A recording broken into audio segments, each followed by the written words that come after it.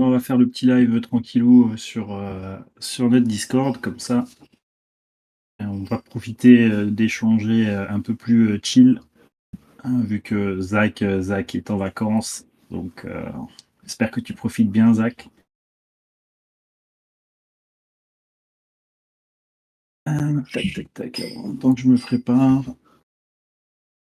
j'ai mon écran.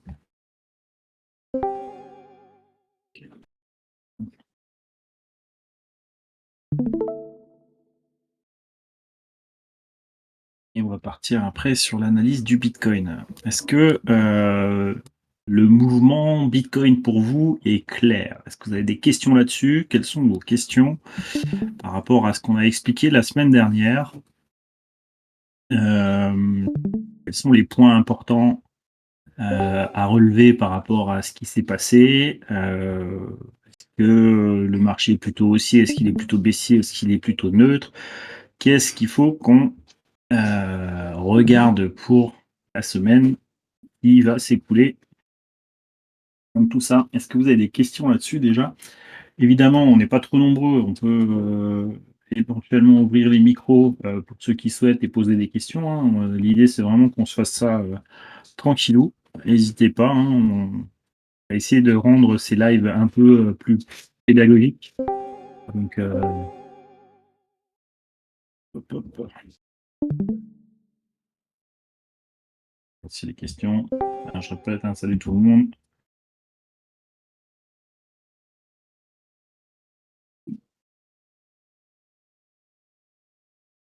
Volatilité quand même aujourd'hui.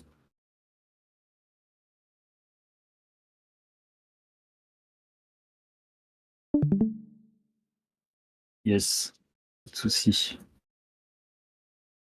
Yes, effectivement, le BTC est vraiment très intéressant. Ça fait vraiment 3 semaines sur lequel, bah, vous savez, hein, par rapport à notre plan, c'est hyper important ce mois d'octobre, puis juillet, où il faut avoir un regard quasiment journalier sur Bitcoin pour essayer de comprendre en gros si on est sur la fin de notre mouvement et qu'on risque un retracement plus important et dans ce cas sécuriser ses cryptos. Donc moi, jusqu'à hier, j'étais à peu près à 15% de crypto à peu près, et le restant en USDT. Euh, et euh, Aujourd'hui, je suis passé à une exposition de l'ordre de 30% sur mon capital en crypto. Par rapport au mouvement de 10 heures du matin, 10-11 heures.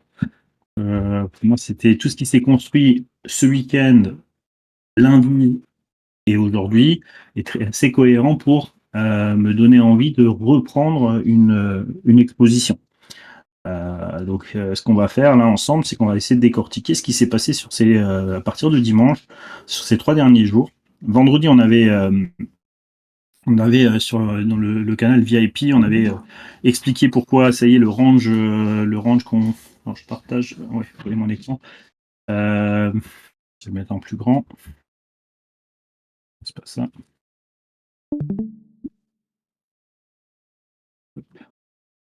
Le range qu'on avait ici eh bien, on savait que jeudi, on avait eu l'information, enfin, on avait détecté cette information que le marché pourrait se mettre en directionnel sur les prochains jours. Et donc, jusqu'au 104 000, c'était un peu les targets qu'on avait visés pour la fin du mouvement dynamique. Et ensuite, à partir de ce mouvement dynamique, le week-end, en fait, il y a eu pas mal de petites choses qui se sont faites, notamment le dimanche. Et ça nous a permis de nous dire, tiens, aujourd'hui, peut-être, il y a des choses à faire. Donc on va essayer de voir tout ça ensemble, décortiquer un petit peu tout ça dans le détail pour que vous compreniez un petit peu la philosophie euh, de, euh, de réflexion qu'on peut avoir avec l'Ishimoku, en tout cas comme nous on la pratique, cette réflexion. Et voilà. Donc, si vous avez des questions de ce côté-là, hein, que vous connaissez l'Ishimoku ou d'autres techniques qui vous donnent à peu près les mêmes niveaux, les mêmes manières de réfléchir, il n'y a pas de souci, on peut échanger là-dessus, il n'y a pas de problème. Allez, on se laisse encore 2 minutes et puis on commence. Je pense que pas trop de monde, mais c'est déjà pas mal. Et puis, j'ai envie de dire, moins on est nombreux, plus ce sera facile de pouvoir faire du cas par cas. Ok, donc je rappelle toujours, hein, on part toujours de ce plan mensuel, hein, on est régulièrement, bah, on est toujours sur le questionnement de est-ce que cette vague, cette septième vague mensuelle se termine. Pour qu'elle se termine, ça veut dire que j'ai un ralentissement. Si j'ai un ralentissement, il faut que j'observe ce ralentissement sur le daily. Et ça fait depuis le mois de juillet qu'on observe ce ralentissement pour comprendre ce qui va se passer sur le prochain mouvement. Et à la fin de cette vague-là, on enclenche la huitième pour enclencher neuvième vague à la hausse et on continuerait notre plan pour aller chercher les 132 000. Ou alors, effectivement, bah, ça serait fin de cette septième vague pour corriger complètement, pour revenir vers les prix d'équilibre qui sont, il y a deux niveaux pour moi, 98 000 et le niveau des 70 000. Ces deux niveaux-là pour recommencer à retrouver des raisons d'investir dans Bitcoin. Plus ou moins long terme. Ouais, il est beau ce plan mensuel, mais vous voyez, une fois que vous l'avez fait, hein, c'est ça l'avantage d'un plan mensuel, c'est qu'une fois que vous l'avez fait, ah, vous avez un ajustement à faire une fois par mois. D'accord? Vous le complétez une fois par mois. Donc c'est vraiment votre feuille de route qui va vous suivre, j'ai envie de dire, toute une vie en fait. Chaque fois que vous allez analyser les choses, vous allez les compléter et ça va être ce qui va être votre fil rouge. Et bien souvent, la grosse difficulté que les gens peuvent rencontrer, notamment ceux qui font de l'Ishimoku, c'est la cohérence du plan. Parce que apprendre les outils en Ishimoku, c'est pas compliqué. Au contraire, même c'est même rassurant souvent. Mais, mais comprendre la synthèse qu'on va en faire, c'est là où c'est plus difficile comme travail. D'accord? J'ai envie de dire, c'est assez simple de vous dire, ben, attention où est Tenkan, attention, si on casse Tenkan, vous allez aller sur Kijun. Vous avez besoin de personne pour le voir, on est d'accord. Et si ça casse Kijun, ben, vous regardez la Shinku, faites attention, tant qu'elle est au-dessus des prix, ça va, si elle est en dessous des prix, machin. D'accord? Ça, c'est des observations classiques et qui sont justes. Mais vous avez besoin de personne, vous n'avez pas besoin. Ici, si j'enlève Ishimoku, hein, on va revenir, qu'on soit clair, j'enlève Ishimoku, j'enlève même les tracés que j'ai faits, d'accord? Bon, on a un graphique qui est nu. Et sur ce graphique nu, faut pas sortir de Saint-Cyr pour voir que dans la zone là, bah, j'ai une latéralisation, et là, j'ai un mouvement dynamique. J'ai une tendance haussière. J'ai pas besoin d'un indicateur pour m'indiquer ça. On est d'accord? Dire n'importe quel n'importe quel enfant ici verrait que là je suis en range, ici je suis en dynamique. Je vais changer juste de... partons de vraiment de cette base un petit peu logique, de se dire à quoi ça nous sert un indicateur. Ok? Je vais aller sur un autre. Là, je peux tracer là-dessus. Vous êtes d'accord avec moi que si je viens tracer des choses tout bêtement ici, bon, bah, là j'ai mon range, là j'ai un range, d'accord? Là, bah, voilà, j'ai un mouvement dynamique, une petite latéralisation plus ou moins profonde, une phase dynamique, une phase dynamique. J'ai rien eu besoin d'autre que de tracer quelques traits pour me diriger. J'ai pas besoin d'un indicateur. À quoi ça sert l'indicateur en fait? Comprenez? À quoi ça vous sert? L'idée, elle est, si j'utilise quelque chose, c'est parce que j'en tire un avantage dans ma lecture. Ok? Donc ça, il faut déjà vous mettre clairement les choses dans la tête. On n'utilise pas, on met pas Ishimoku pour se dire j'ai une tendance, je suis à une tendance haussière. D'accord? Je vois très bien que j'ai une tendance haussière. Pas parce que mes lignes elles sont alignées, ça y est, j'ai une tendance haussière. C'est pas du tout ça, hein, l'idée de l'Ishimoku. Alors oui, il y a certains qui vont l'utiliser comme ça, qui vont vous dire ah bah Tenkan, Kijun, SSB et tout ça, c'est des supports. Ah bah, ils tracent les supports automatiquement. Hein, et puis vous avez même le support de la Shinku, voilà, et c'est pris. Voilà. Et ça, c'est les zones, et puis vous tracez des zones. Voilà. Bon, ok, c'est les premiers niveaux de compréhension de l'Ishimoku. D'accord? Puis vous avez d'autres personnes qui vont vous dire, bah moi, je mets les Fibonacci. Retracement de Fibonacci, et puis je vais arriver à la même zone. Si vous mettez un Fibonacci sur Le point bas qui est ici, le point haut qui est là, le 50%, il sera au même niveau que votre Tenkan. D'accord? Donc tout le monde a une part de raisonnement sur lequel eh ben, il va chercher à avoir de l'information via une indication. Ok? Donc, et nous, on fait la même chose avec l'Ishimoku. Mais la réalité de la pensée d'Osoda, pas d'utiliser l'indicateur comme un support résistance. Bien sûr qu'il le fait, bien sûr que c'est une phase importante de l'indication que porte l'Ishimoku, mais la plus importante dans l'Ishimoku, c'est de capter le moment où les choses changent, le moment où le marché arrête d'être ce qu'il est. Le premier moment où le marché nous dit qu'il y a quelque chose qui vient de changer fondamentalement et qui va porter le marché à la hausse ou à la baisse. Si le marché était haussier, eh bien, le marché était dans un momentum de hausse, eh bien ce momentum de hausse ici, je comprends à l'intérieur de ce qui se passe ici dans l'instant présent que les choses vont changer et que le marché va se mettre à décaler. Si je le comprends ici et suffisamment tôt, alors je sais prendre une décision lucide. C'est ça le questionnement vraiment de l'Ishimoku et ce que vous devez faire quand vous essayez d'apprendre l'Ishimoku de manière profonde. Profonde, quand je dis profonde, le plus proche de l'idée directrice de Hosoda. Donc il y a un aspect visuel que tout le monde vous raconte, et là vous avez besoin d'aucun expert pour vous dire, bah ok, Tenkan, Kijun, elle est là, bon bah ça fait support de temps en temps, je le vois bien ici. Tenkan a fait support, Tenkan a fait support, Tenkan a fait support. Et les gens qui vont vous dire, bah c'est une droite qui est magique, c'est super, regardez comment elle a suivi le prix. Il n'y a rien de magique, il y a une réalité derrière ça. Pour qu'elles suivent le prix, c'est parce que les impulsions que vous avez eues, elles sont de l'ordre de inférieur à 9 périodes. D'accord? Et c'est là où, quand je vais retracer, je vais revenir sur le graphique qu'on a en standard sur BTC, et que je remets le graphique, je renlève l'indication qui est dessus. Eh bien, pourquoi Tenkan-sen, elle est si importante? C'est parce que vos impulsions que vous avez, ici, je vais même vous enlever les bougies pour que ce soit moins perturbant pour votre regard. D'accord? S'il veut bien.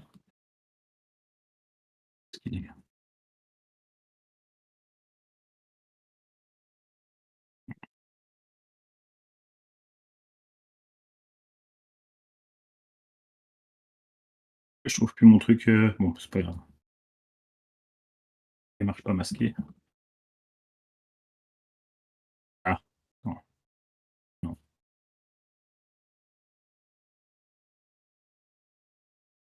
Je sais pas. Ok, bon, je vais garder les bougies, mais vous comprenez qu'ici, vous avez fait 7 bougies de hausse. Ici, vous avez fait 6 bougies de hausse. Ici, vous avez 7 bougies.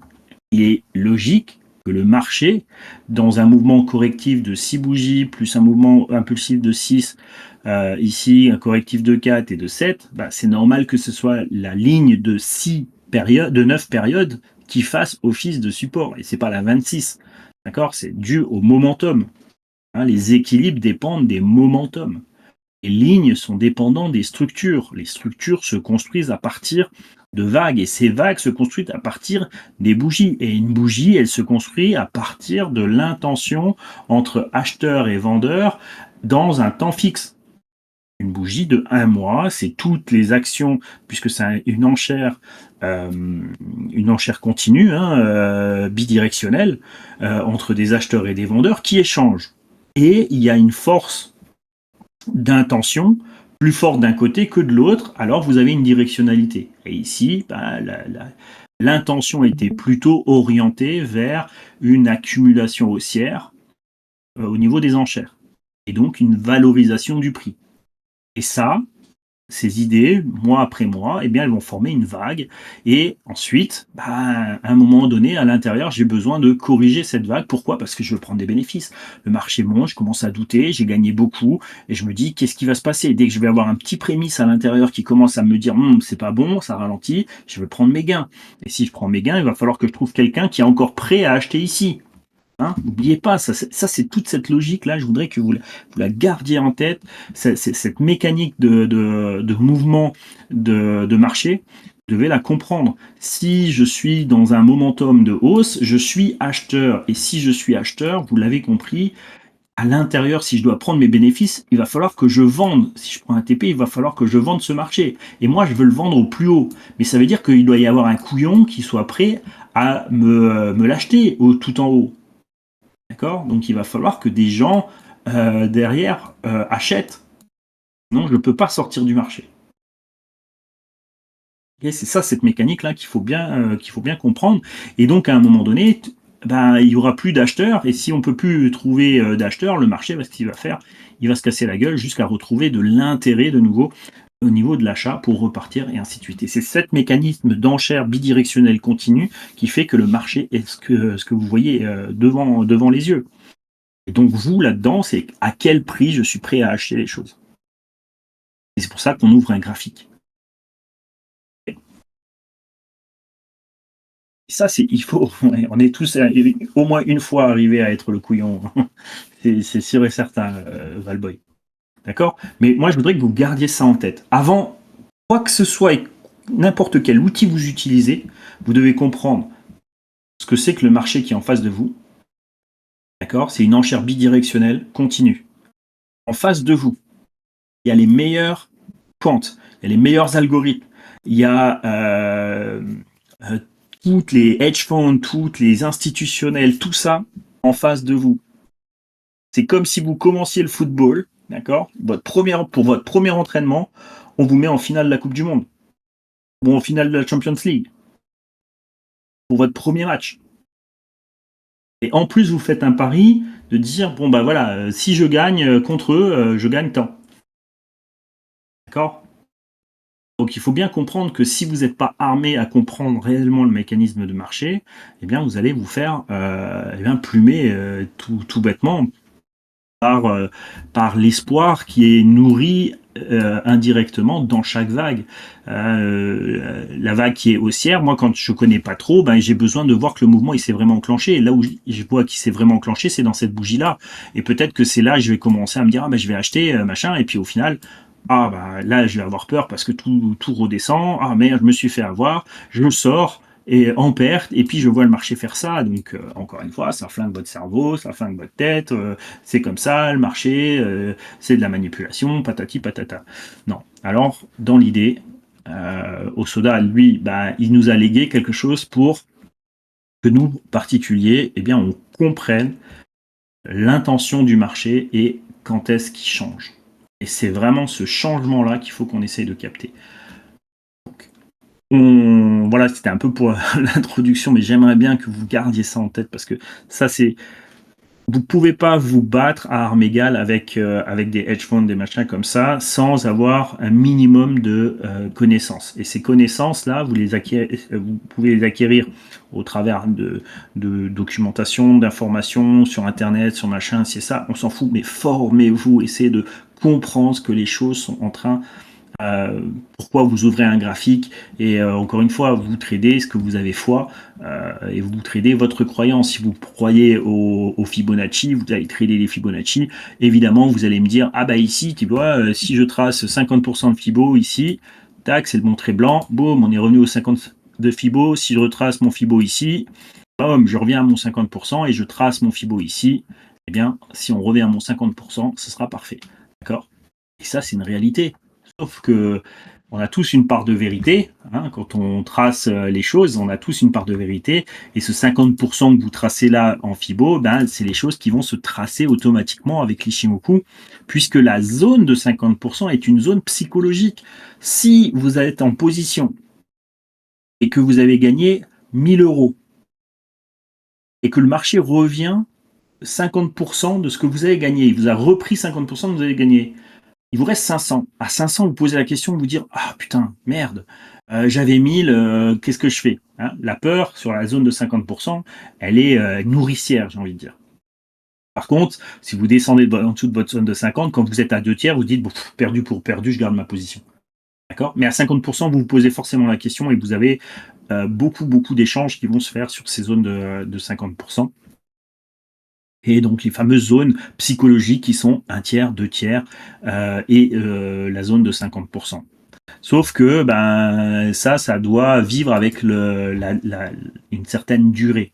D'accord. Et moi, ce que je pourrais reprocher à beaucoup de choses au niveau des indicateurs, c'est que très peu prennent le temps en compte. Mais si vous prenez pas le temps en compte, vous ne pouvez pas comparer les choses. Vous pouvez comparer quelque chose si vous voulez comparer, je sais pas moi, euh, euh, la manière dans laquelle, comment vous étiez de 20 ans à 40 ans, d'accord. Sur 20 ans, vous allez prendre une photo et puis vous prenez une photo tous les 10 ans, d'accord. Eh ben, vous pouvez voir votre évolution parce que vous avez figé tous les 10 ans. En fait, vous avez figé les choses dans le temps. Si vous figez pas si vous voulez savoir si le marché va à une certaine vitesse, vous êtes obligé de dire bon bah voilà la distance que a parcouru le marché dans un temps donné.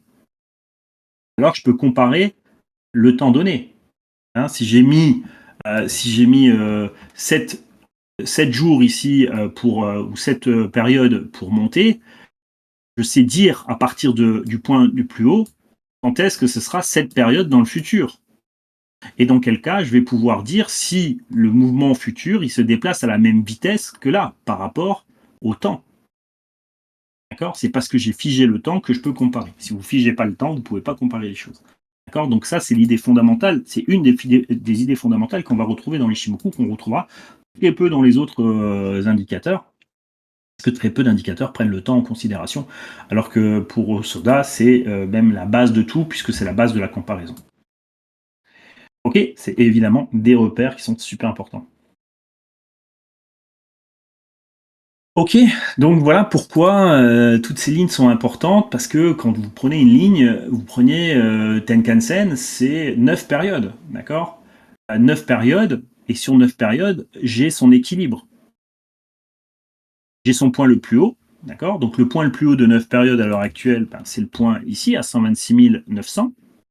Le point le plus bas de 9 périodes, c'est le point bas qui est ici, 7508. Et son équilibre, il est là. Donc je peux, avec ces trois points distincts, comprendre l'intention qui était à l'intérieur d'un cycle de 9 périodes. Donc, et si je veux le comparer au cycle précédent, ben, je vais le comparer ici. Donc le point le plus bas de 17 périodes, il est là. Le point le plus haut, c'est le même, c'est celui-là. Et son équilibre, il sera positionné à 50% entre ce point-là et ce point bas. D'accord. Et si je veux faire la même chose avec le 26, le point le plus bas est là, le point le plus haut est là, et là j'ai le 26. D'accord. Et donc je vais pouvoir comparer ce qui s'est passé dans les différents momentum en comparant ne serait-ce que les espaces qu'il y a entre les lignes. Donc on comprendra que si les lignes commencent à se croiser, c'est que la dynamique n'est plus la même. Donc on peut comparer ces dynamiques dans certains temps fixes. D'accord. Donc à partir de 3 points, je peux commencer à comparer ces 3 points. Donc la comparaison, elle est tout le temps au niveau de l'Ishimoku. D'accord. C'est vraiment, on ne fait que ça. Comparer, poser les bonnes questions au marché pour pouvoir avoir ces informations. Et pourquoi on veut comparer? Parce qu'on veut choper le moment où le marché cesse d'être ce qu'il est.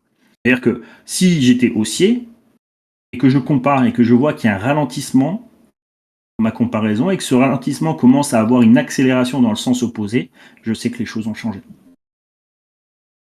D'accord. Donc c'est ça l'idée directrice de l'Ishimoku quand on va essayer d'aller vraiment en profondeur de l'Ishimoku et non pas simplement s'arrêter à le support de Tenkan, le support de Kijun, le support de la SSA, le support de la SSB, le support du Kumo, ça traverse, ça casse celle-là, ça ira chercher ça casse ça va chercher ça.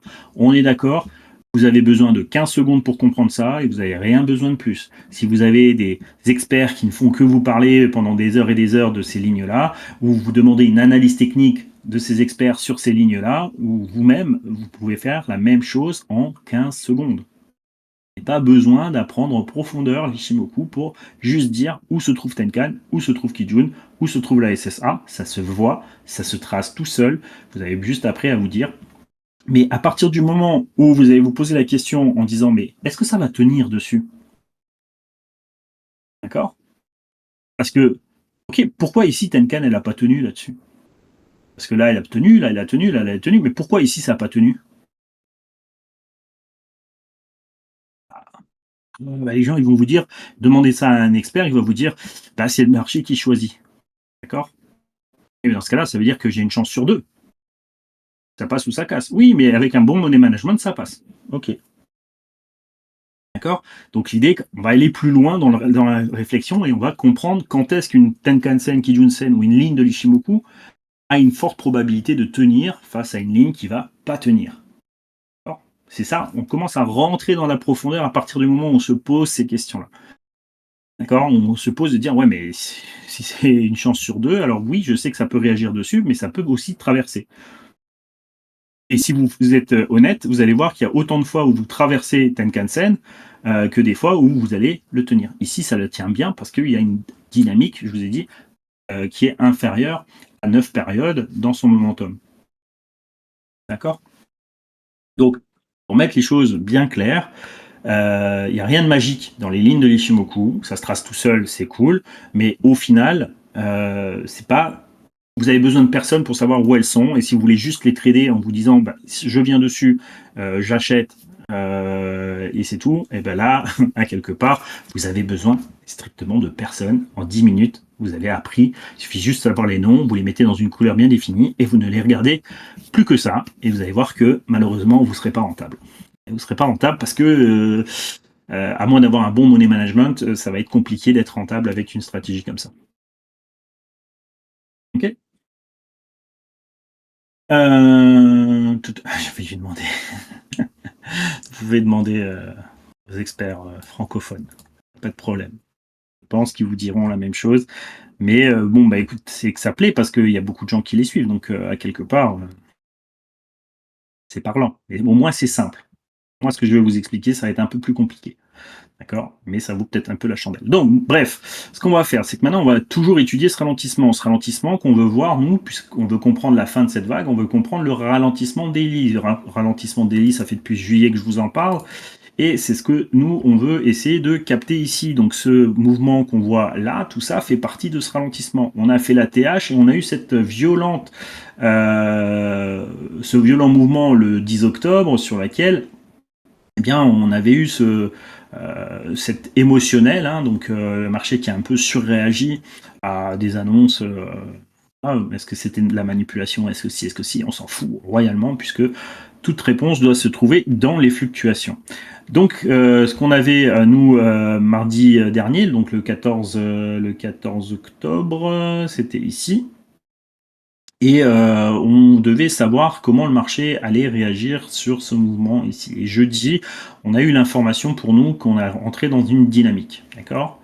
Ça se voyait sur le 40 minutes. Je sais pas si on va pas revenir forcément là-dessus, mais c'était cette structure ici. Je vais essayer de l'expliquer quand même, d'accord? Pour comprendre qu'est-ce qui nous a déclenché le fait de dire que ça y est, on sort de notre latéralisation ici, d'accord? Et c'est cette bougie ici qui nous a donné un petit peu cette information. Alors pourquoi cette bougie ici nous donne cette information? C'est encore une fois parce que le marché ici, eh bien sur les jours précédents, d'accord, on est venu chercher cette partie basse en support au niveau des 109 500. On est venu travailler le lendemain, le mardi 14 octobre, sur ces niveaux sans prendre la partie basse. On est remonté, on revient tester. Et cette bougie qui vient là, elle vient affaiblir les ordres qui étaient positionnés en dessous. Et donc ça, je passe très très vite, hein, puisqu'on en a déjà discuté avec les VIP là-dessus.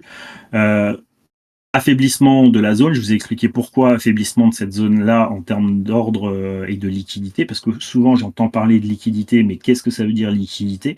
Euh, et comment le marché utilise cette liquidité pour faire quoi? Eh ben ici, cette liquidité elle a été utilisée pour vider la zone et remonter sur la partie haute pour envoyer le mouvement suivant. Et donc, pour nous, jeudi, on savait que vendredi serait un mouvement directionnel et que ce mouvement directionnel, eh bien, on l'avait cadré. Et ce qu'on avait cadré, c'était cette zone à 104 000 et 105 000, d'accord, qui devait se terminer le vendredi 17 octobre. Ok. Sur ce 17 octobre, donc c'est ce qu'on a eu. Hein, voilà, je recadre avec mon A, B, C ici, et j'ai ce niveau de cadrage qui nous a permis de vendredi de trouver le point bas. Et dans la construction de ce point bas, de dire: «Attention, on a quand même quelque chose d'assez fort qui est en train de se créer, sur ce point bas du 17 octobre». C'est-à-dire qu'on a eu un creux fort, ce qu'on appelle un creux fort, un creux qui pourrait être un creux préparatoire et donc ça peut être intéressant pour la suite du mouvement. Notamment le retracement de cette vague, si je me remets en 4 heures, est-ce que je la vois comme ça? Si je la retrace, voilà, d'accord? Ce prix d'équilibre, d'accord? Donc là, j'ai remonté en 4 heures, je suis sur ce prix ici, c'était le fameux prix, de creux qui m'intéressait et j'ai une structure, donc quatrième vague potentielle qui revient vers le prix d'équilibre. Et on voit que le samedi, on est resté en dessous de ce prix d'équilibre, hein, puisqu'il pouvait monter jusqu'à 108 333 et tout le samedi, on est resté tranquillement, sagement en dessous de cette valeur. Et il y a un truc qui s'est passé le dimanche et qui, dans ma tête, m'a dit: «Seb, il y a un truc qui se passe, c'est cette bougie ici, d'accord? Il est dimanche à 10 heures.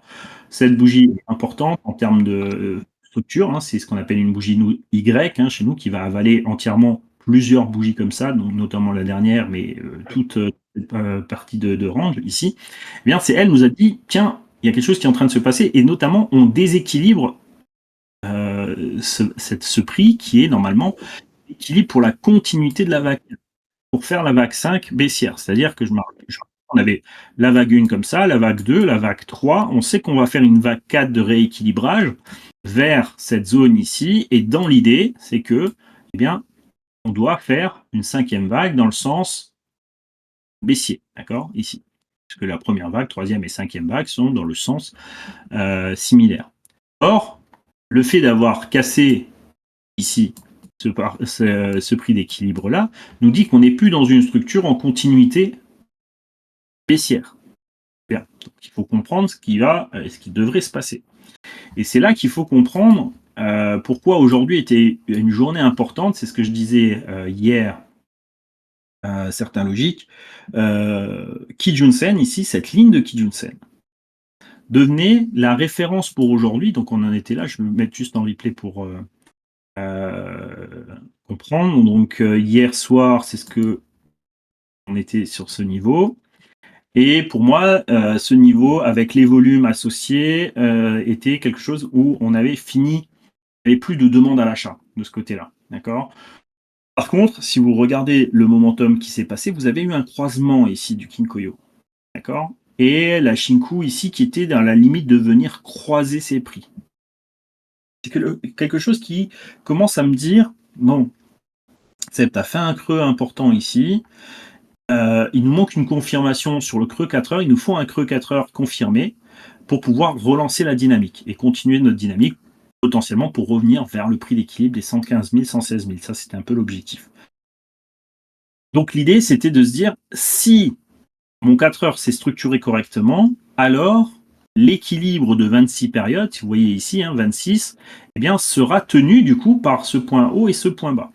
Ce qui veut dire que à partir de là et maintenant, quand je vais effacer cette bougie de la mémoire de Shinku, d'accord, eh bien, son extrême, le point haut et le point bas, ce sera celui-là qui maintiendra les choses. Ce qui veut dire que ma ligne de Kijun-sen représentera la vague haussière et le sentiment haussier, l'intention haussière qui a été portée depuis le 17. D'accord? Et cette intention haussière, elle va se confronter ici sur sa zone de 50% qui, normalement, et on va le voir après sur les unités de temps inférieures, ici, avait démarqué ce qu'on appelle un creux solide. Donc, dans l'idée, c'est de savoir si cette zone va faire réagir aujourd'hui. Ça, c'était la question que j'ai posée dans le groupe VIP. Attention, portez votre regard sur cette Kijun-sen 4 heures. Est-ce qu'elle va permettre de faire un creux? Parce que si vous avez l'information qu'elle va permettre de faire un creux, ça veut dire que le momentum de baisse qui était inclus dans le 4 heures change. On avait des prémices de changement ici, d'accord? On a vu qu'on a déséquilibré la vague 4, donc ça c'est bon, ça veut dire qu'on n'est plus dans cette continuité baissière. On a eu une intention sur le dimanche avec une bougie qui est significative ici, avec un changement d'intention. Pour confirmer ça, cette ligne-là doit tenir. Et pour qu'elle tienne, elle doit engendrer un rebond. Et si elle engendre un rebond, ça veut dire qu'elle fait un creux. Et si j'ai l'information d'un creux, alors je peux prendre une position éventuellement pour travailler le rebond, pour venir rechercher la partie d'équilibre, au moins cette zone-là. C'était un peu le calcul qu'on avait, que j'avais estimé. Ok, donc vous connaissez la logique. Et donc ça, c'est le plan journalier que j'avais pour aujourd'hui. C'est ça qui est important, c'est de comprendre que chaque jour, vous avez un plan, une idée directrice sur laquelle je savais qu'on devait descendre. Pour descendre, j'avais calculé les zones théoriques qui étaient à 104 000. Elles ont bien réagi. On avait calculé les 108 000, ici 33, qu'il fallait faire attention si jamais le marché cassait ce niveau, alors on déséquilibrait la vague 4, ce qui voulait dire qu'on avait une intention qui changeait sur le 4 heures, et cette intention qui change sur le 4 heures, eh bien, manquait ici de demande acheteuse, on n'avait pas rencontré l'offre, et le marché devait retracer. Si on regarde le momentum dans ce qu'on appelle les momentum passifs, d'accord, donc ici j'avais un mouvement baissier à l'époque, un cycle de 26 en arrière, c'est représenté par votre SSA qui est ici. Et donc, on arrivait sur le momentum où le déséquilibre dans son passé, dans un cycle passé, avait été réalisé. D'accord. Et donc, on va chercher un petit peu à avoir cette synchronicité. Donc ici, ce qu'on avait estimé, c'était que le marché ici devrait repartir à la baisse. Et dans l'idée du plan d'aujourd'hui, c'est de savoir est-ce qu'on était capable de faire un creux ici pour repartir. Voilà. Et donc, on va essayer de le voir ensemble parce que c'est là, c'est comme ça qu'on fait de la pédagogie. Et après, je vous montre. Donc tout ça, ça a été discuté en live. Voilà, j'ai échangé au fur et à mesure de la journée pour expliquer ce qui était en train de se passer, notamment à quel moment on capte que les choses changent. D'accord. Sur la journée, à quel moment on capte. Ok. Donc, à partir de là, il n'y a pas de surprise, hein, on se lève le 7 heures le matin, on est là. D'accord. Donc, on arrive, on est pile sur notre Kijun Sen.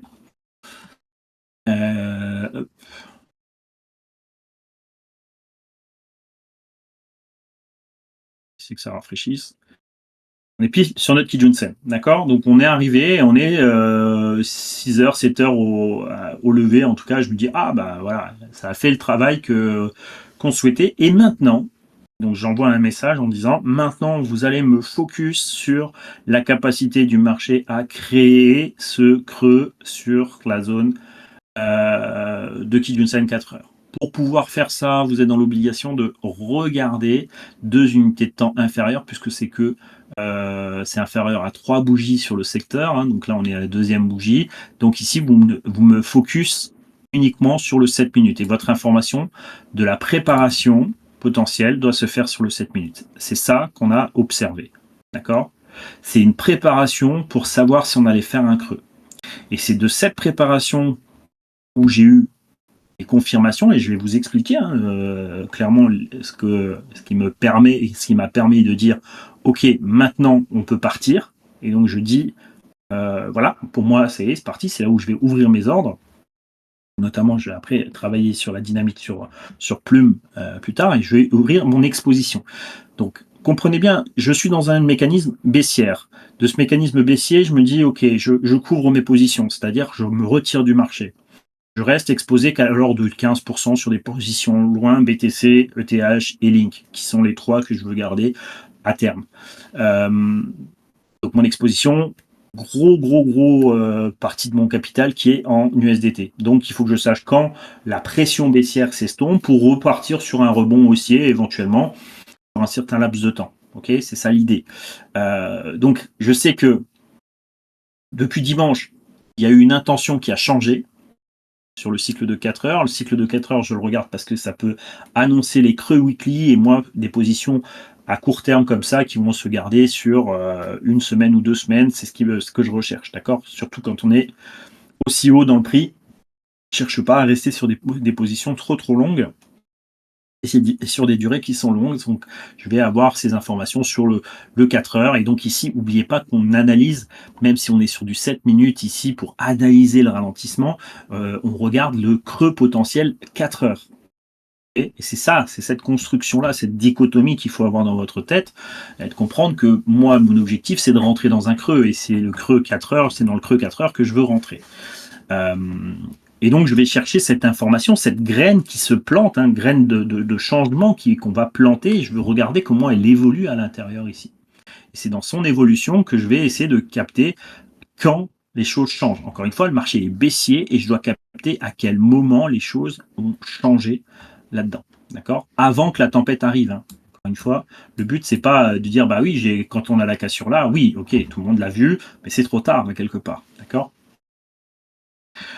Donc ici, la première information qu'on a, c'est sur 7h57, quand on arrive ici, eh bien pour la construction ici, on a un creux fort. D'accord?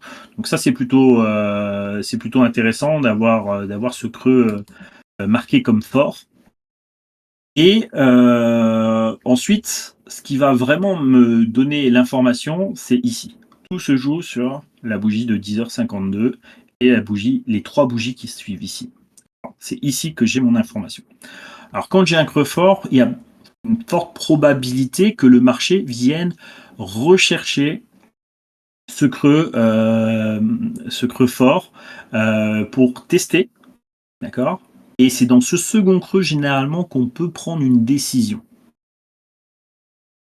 Alors, il y a plein de manières d'observer les choses hein, ici. Notamment, il y a le temps aussi qui m'a été, enfin, un appui visuel intéressant. Donc, je vais vous le mettre. Le temps ici. On va mettre la règle là, d'accord? Entre le creux que je fais ici et donc j'ai mon départ qui se fait ici en 17 périodes, donc 18 bougies ici, 17 barres. Et ce que j'attendais de voir, c'est un cycle de 26. Et là, j'arrivais sur mon cycle de 26. D'accord? Donc ici, de là à là, j'ai un cycle complet de 26.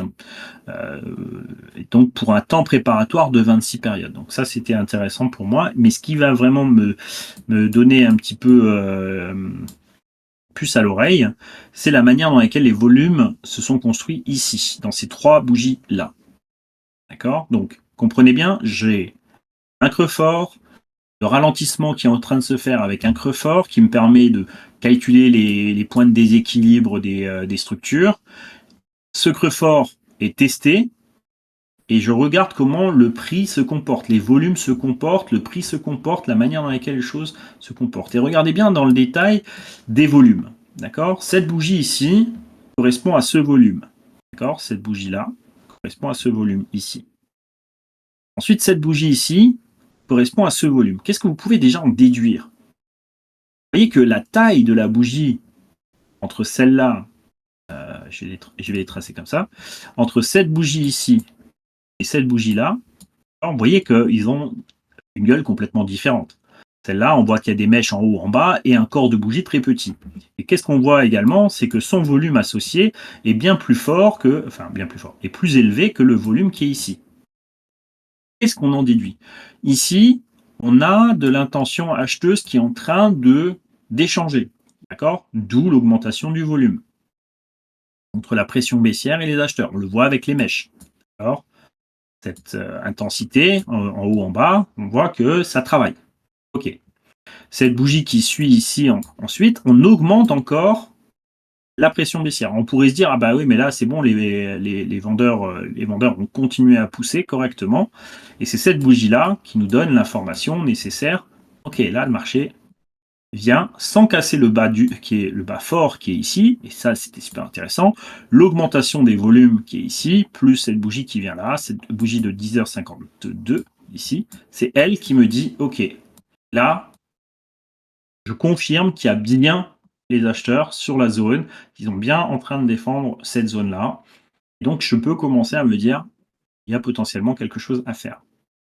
Si jamais ici, vous n'aviez pas eu cette information à ce moment-là, vous l'aviez encore une fois ici. Regardez dans ce cercle-là, qui redonne une information qui est assez intéressante, puisque cette bougie, vous voyez, qui est toute petite ici, ce doji qui clôture légèrement au-dessus de celui-là, d'accord? Regardez les volumes dans cette bougie ici, là, et dans ce petit doji. Regardez le volume qui rentre dans ce petit doji. Donc vous avez bien encore des acheteurs qui vont rentrer massivement là-dedans. Donc ici, c'est le point de départ. d'accord?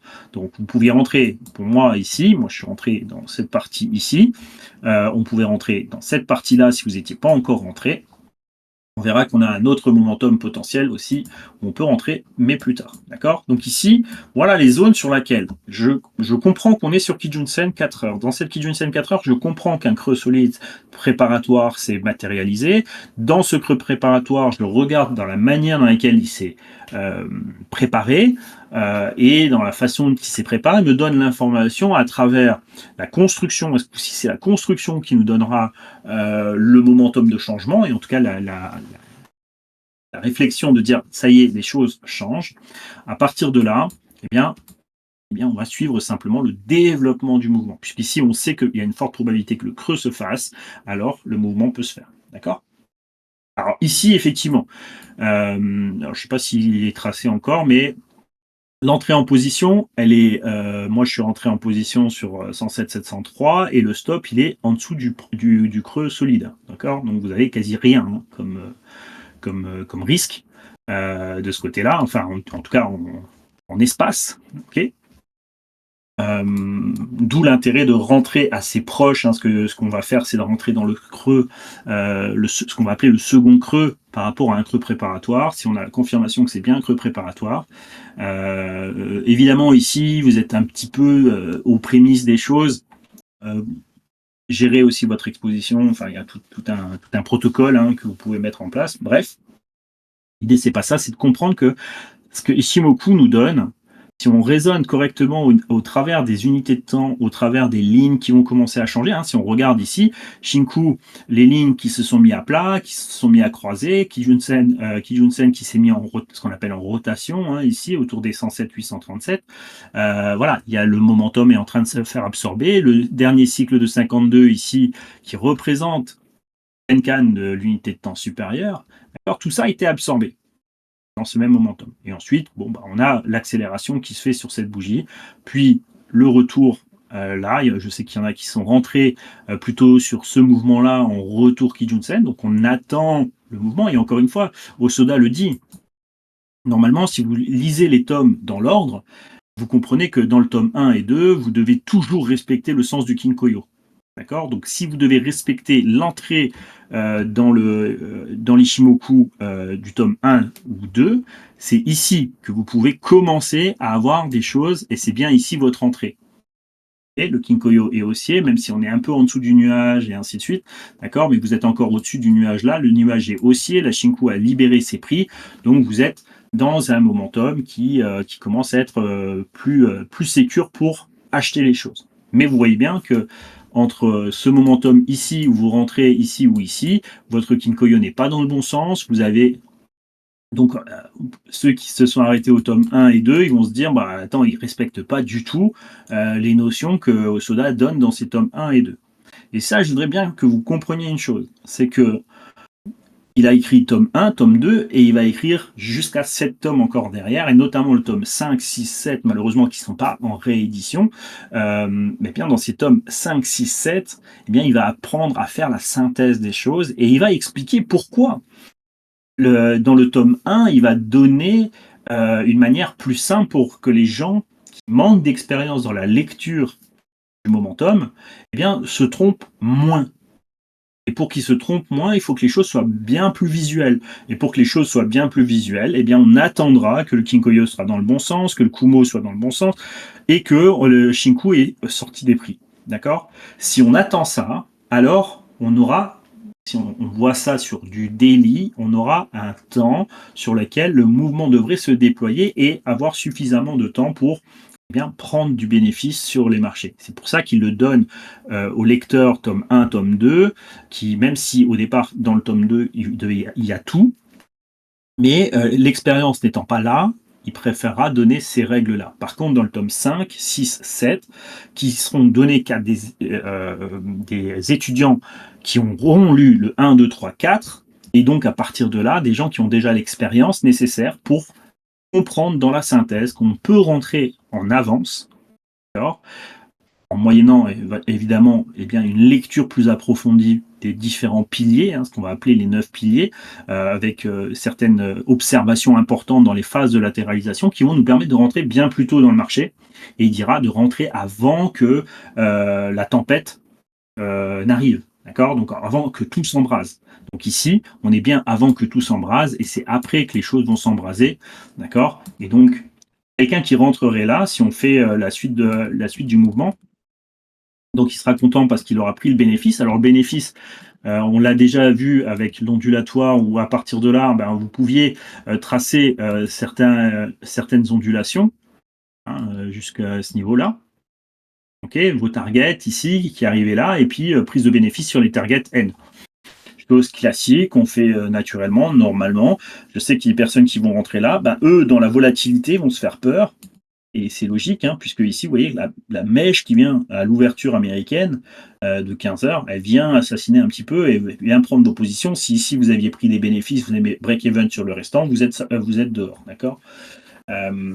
Si vous êtes ici, vous savez que ça, c'est que de la tourmente, qu'il n'y a pas de risque particulier dans votre momentum. Vous savez que votre momentum n'est fait que pour corriger et que ceux-là qui ne sont pas encore rentrés veulent, puisque c'est des institutionnels ou des professionnels qui vont rentrer sur ce marché à un niveau ici où on revient sur cette zone-là pour liquider eh bien,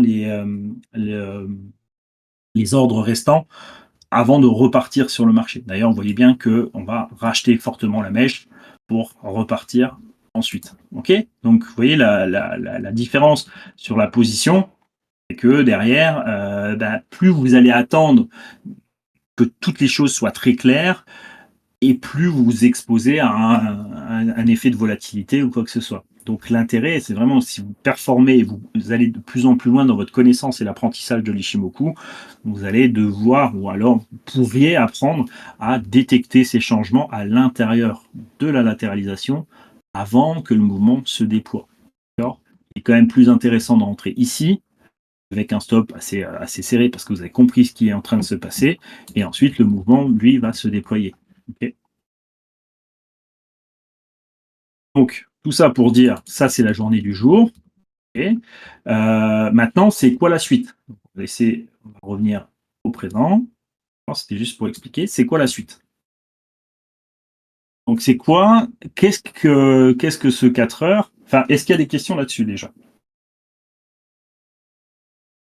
Est-ce que c'est clair? Est-ce que voilà, est-ce que c'est un peu, c'est comme ça que vous pratiquez ou pratiquez pas ou vous êtes avec votre propre stratégie, peut-être un petit peu différemment, mais voilà, le point d'entrée, quand même, en 4 heures, il est là. Hein. Donc, vous voyez que le point d'entrée est plutôt bon, assez bien intéressant pour suite au mouvement qu'on a fait derrière. Donc, maintenant, c'est quoi la suite dans ce mouvement?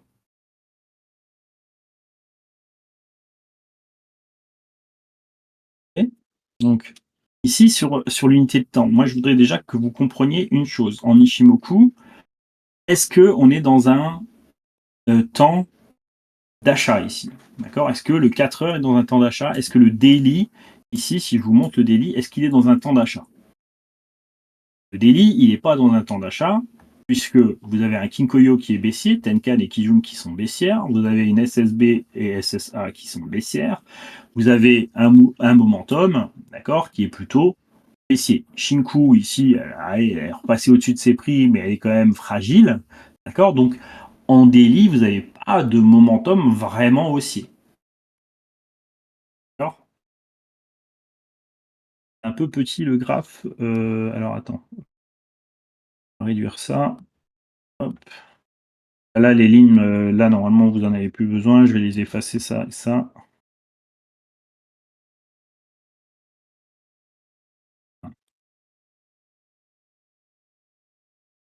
Et je vais mettre. Ben non, je peux pas faire plus gros que ça. Donc effectivement, donc ici, ce qu'on a, c'est on a un momentum de hausse, c'est ce qu'on a vu depuis vendredi 17 et c'est celui qu'on a travaillé.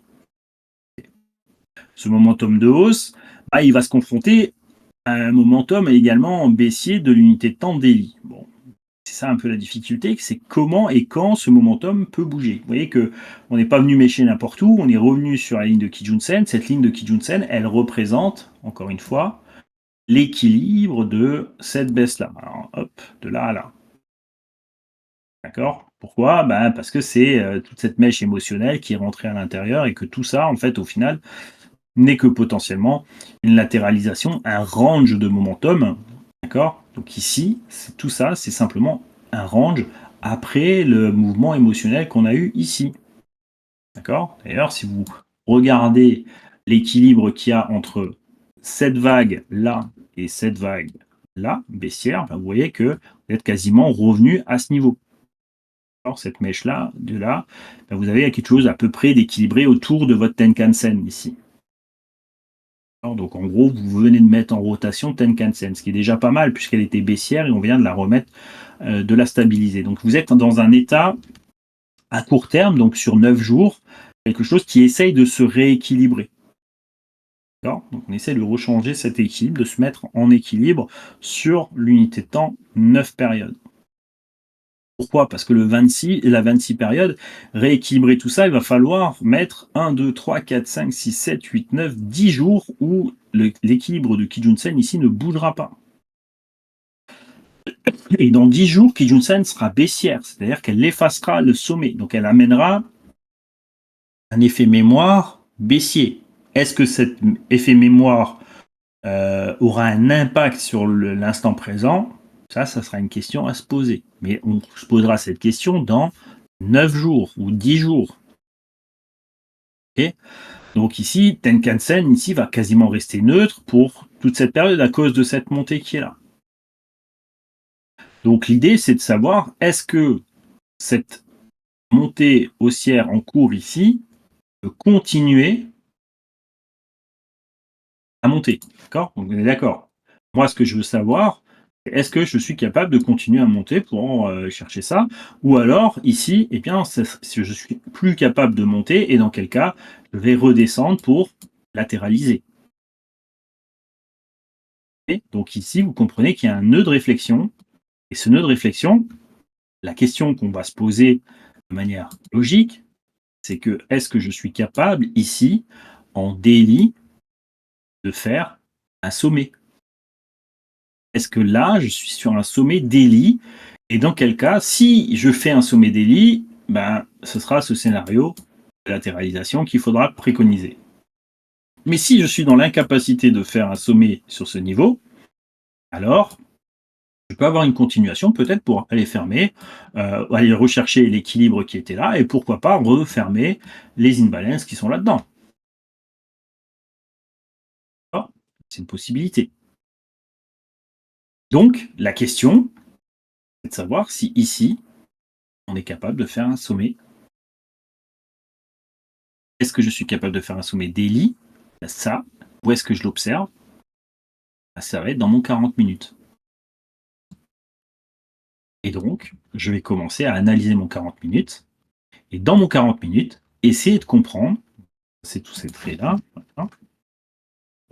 Est-ce que mon 40 minutes est capable, est-ce que dans mon 40 minutes, je suis capable et je vois une phase de latéralisation? Une phase qui va amener un sommet. Pour l'heure où je regarde mon 40 minutes, ce n'est pas le cas. Il est dans une phase correctrice, après une dynamique haussière. Cette dynamique haussière, elle aura duré un certain laps de temps. Donc il y aura une certaine symétrie temporelle que je vais devoir regarder entre mon point de repère haussier qui est là. Donc ce point de repère ici, j'ai généré le creux qui est là, j'ai mis un certain laps de temps et je vais répertorier ça dans son futur comme un axe de symétrie pour essayer de voir la vitesse de déploiement de cet axe-là. Okay. Pour l'heure, je n'ai pas, à proprement parler, et à cause de cette dynamique forte haussière, de latéralisation. Si j'ai une latéralisation, il faudra que je regarde si j'ai un sommet préparatoire. Si j'ai un sommet préparatoire, une possibilité, effectivement, de partir à la baisse. Si j'ai pas de sommet préparatoire et que ça peut être un range de continuation, dans quel cas, je partirai à la hausse. D'accord? Pour l'instant, j'ai une structure haussière Cette structure haussière, est-ce qu'elle évoluera en latéralisation? Et dans cette latéralisation, est-ce que j'évoluerai en creux, enfin en sommet préparatoire, dans quel cas il y a une forte probabilité que je serai baissier ici, et dans quel cas je sortirai évidemment de mes positions et j'encaisserai ce qui a encaissé, et je me couvre de nouveau face au marché. Dans le cas de figure où c'est pas de creux pas de sommet préparatoire, des creux qui sont forts ou quoi que ce soit dans la latéralisation et que on va avoir un range de continuation, donc une sortie qui devrait continuer par le haut, je reste en position. Je reste avec mon risque à l'heure actuelle qui est de, je suis à 30% exposé au marché, d'accord? 30% exposé au marché. Donc dans le cas de figure où j'ai un sommet préparatoire ici et que je vois que le range, c'est un range préparatoire pour dégager à la baisse, j'encaisse. Si j'ai quelque chose qui commence à me montrer que c'est pas préparatoire, c'est un range de continuation, je garde. OK? Et dans cette configuration actuelle, je garde. Vous voyez, c'est encore une fois, c'est j'accompagne le marché. C'est pas des croisements ou des machins qui vont me dire si je sors ou pas de position, d'entrer en position. C'est la réflexion cumulée de tout ce que je suis en train d'observer qui va me faire prendre une décision sur le marché. D'accord? Ça sera jamais Ishimoku qui vous dira et vous réfléchira à votre place. C'est vous qui réfléchissez au travers des outils de l'Ishimoku. OK? Donc, maintenant, avec cette information-là, qu'est-ce que je vais observer? Je sais que j'ai un cycle de momentum ici et j'ai une continuité haussière, même si le prix revenait vers 108 000. D'accord?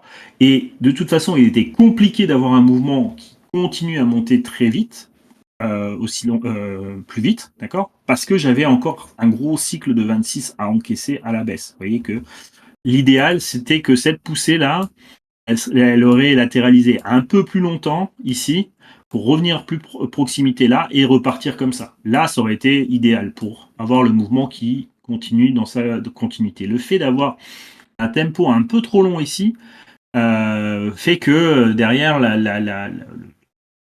le cycle de 26 aura du mal à suivre le momentum et ça veut dire que votre cycle de 9 va monter très vite, votre cycle de 26 va monter lentement et vous avez une divergence entre les deux. C'est jamais très sain d'avoir ce style de divergence dans les équilibres court et moyen terme. D'accord? Donc, déjà, quand on a cette configuration, on sait que ça va retracer et en plus, on sait que ça peut retracer profondément. Donc, pas grave. Mais ça ne change en rien, ça change en rien la structure. Kijun-sen resterait haussière quoi qu'il arrive. Et c'est bien elle qui donne la directionnalité du momentum. Donc, la directionnalité, pour l'instant, elle reste haussière, elle resterait haussière dans son cycle. D'accord? Donc, maintenant, on peut commencer à se dire, bon, ben, à quel endroit et à quel moment je dois avoir cette continuité ici. Je peux commencer à tracer des zones qui vont me donner, comme je sais que c'est toujours dans un mouvement directionnel, un court, il n'y a pas de ralentissement, puisque le marché, c'est où il est dans une phase où ça bouge pas, ou il est dans une phase où ça bouge. À l'heure actuelle, on est dans une phase où ça bouge. Donc cette phase où ça bouge, je vais commencer à observer certains points d'observation qui vont me permettre de me guider sur la dynamique que j'observe. Il y a celle-là que je peux tracer. C'est ce qui donnait ma target à 113,075. Donc elle a été faite avec excès. Donc si elle a été faite, je sais que je peux revenir sur un certain niveau. Imaginons que ce niveau soit atteint, eh bien, je peux aller chercher ne serait-ce que le 50% de toute cette zone-là. Et ce 50% de cette zone, vous voyez, c'est ce qui est en train d'être travaillé. Donc là, on est dans l'équilibre normal de ma vague. C'est-à-dire que si je suis dans une dynamique, revenir jusqu'à ce niveau n'est pas problématique. C'est-à-dire que j'ai fait ma target à 114 ici, je vais retracer ce mouvement, pas de problème. Je continue à remonter, je commence à me dire, j'arrive pas à remonter, j'arrive pas à faire des choses et ça latéralise, ça change ses lignes de force et quoi que ce soit, je me poserai la question, d'accord? Mais en l'état, je reste confiant et c'est bien cette dynamique-là que je vais suivre pour l'instant, jusqu'au jeudi, 23 octobre, d'accord? Donc c'est cette dynamique-là qui va m'intéresser pour l'heure sur ce mouvement, d'accord? Donc, je récapitule, daily, quelque chose qui s'est formé depuis dimanche. Je suis dans un daily qui est encore baissier. Ça, c'est clair. Si mon daily est baissier, je rappelle, hop, je la cache celle-là. Alors cette mèche ici, je veux savoir si ça est capable de me faire un sommet. Si c'est capable de me faire un sommet, c'est-à-dire que j'ai un ralentissement sur les unités de temps inférieures et que le marché peut partir à la baisse. Donc à partir de cette observation-là, je descends pour avoir cette information. Et là, je vais regarder ce niveau et c'est ici que je vais essayer de regarder comment le marché va se structurer là-dedans. Pour l'instant, il est toujours dans cette dynamique et cette dynamique me dit voilà ce que tu suis. Tant que je reste dans cette dynamique, je reste à couvert de cette dynamique-là, je ne bouge pas. Si je comprends que la dynamique s'estompe et le marché arrête d'être dans un mouvement directionnel, et que ce mouvement directionnel me montre un sommet préparatoire, alors il sera temps de sortir de ma position. Si le marché me montre qu'il est dans une latéralisation, mais sans sommet préparatoire, ça peut être un range de continuation. Dans quel cas, je reste dans ma position. Et tant que j'ai cette notion de dynamique court, je reste dans ma position. Donc je sais exactement ce que j'ai à faire sur les prochains jours, les prochains, au moins jusqu'à mercredi 13h20.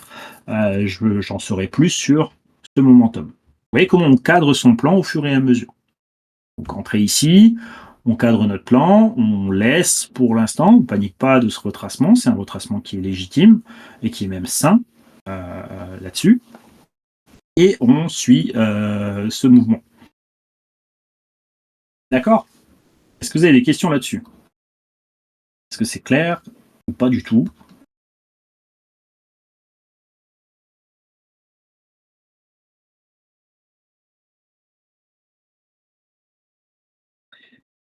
Est-ce que quelqu'un veut ouvrir son micro et poser une question en direct? S'il y a un peu de souci, que ce soit sur ce qu'on vient de discuter ou sur autre chose au travers de l'échimoku, peu importe. Il n'y a pas de souci de ce côté-là. Vous pouvez ouvrir votre micro, il n'y a pas de problème.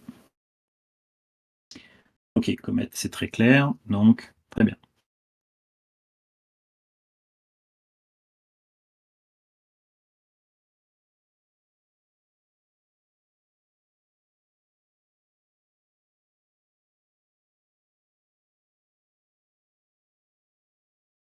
C'est timide. Alors, toujours clair quand tu expliques. Ça, c'est sympa. Enfin, c'est vrai que ça revient souvent. C'est toujours clair quand j'en parle, mais compliqué le lendemain. Et j'ai déjà réfléchi à cette question-là. Et je pense que c'est parce que vous n'avez pas les idées claires dans votre plan. C'est-à-dire que si aujourd'hui je ne regarde pas mon graphique, d'accord, je regarde zéro graphique, je ne regarde pas le BTC, je ne vous le mets pas sous les yeux, je sais exactement ce que le marché, ce que j'attends du marché, que ce soit du mensuel jusqu'aux 40 minutes. Parce qu'il y a un plan que je suis au fur et à mesure, chaque jour, sur laquelle je peaufine, j'affine cette réflexion. Eh bien, je pense que ce qui est super important, c'est que vous ayez votre plan. Alors forcément, il peut ressembler de près ou de loin à ce que je fais ou pas. Moi, je vois Valboy. Valboy a son plan, sa directionnalité, la manière de réfléchir. Voilà, mais il y a un plan. D'accord? Vous devez avoir un plan. Si vous avez zéro plan de ce que vous devez faire, ce que doit faire le marché demain, pourquoi vous cherchez à comprendre le ralentissement daily, hein. Si je résume rapidement, je suis sur la 7e vague du mouvement mensuel. Je sais qu'elle se termine techniquement au mois de novembre. Je regarde s'il y a un ralentissement pour savoir si on peut anticiper un sommet de fin de vague 7 pour avoir la phase correctrice. C'est parce qu'on a vu ce sommet en cours qu'on a réduit nos expositions. Maintenant, je veux comprendre dans ce ralentissement qu'est-ce qui se passe. J'ai une force vendeuse émotionnelle qui est arrivée vendredi 10 octobre. Le marché maintenant essaye de rationaliser depuis le 10 octobre. On a eu une phase de range, on a retesté la partie baisse pour aller rechercher 104 000. De ces 104 000, on a vu que des constructions sont, de manière cohérente sont en train de naître sur des unités de temps qui commencent à être solides. C'est-à-dire le 4 heures, tout doucement, nous montre qu'il y a des choses à la hausse qui sont en train de se mettre en place. Doucement, mais sûrement. D'accord? Et c'est ces premiers prémices là qu'on vient de jouer. Est-ce qu'ils seront suffisants? J'en sais rien. Est-ce que le marché ici va effondrer ses piliers? J'en sais rien. D'accord? Ce que je vois, ce que j'observe, c'est qu'il y a encore cette dynamique. Demain, si j'observe que cette dynamique est morte, je sortirai de ma position et j'allégerai la position. Si cette dynamique est toujours cohérente, je garde ma position.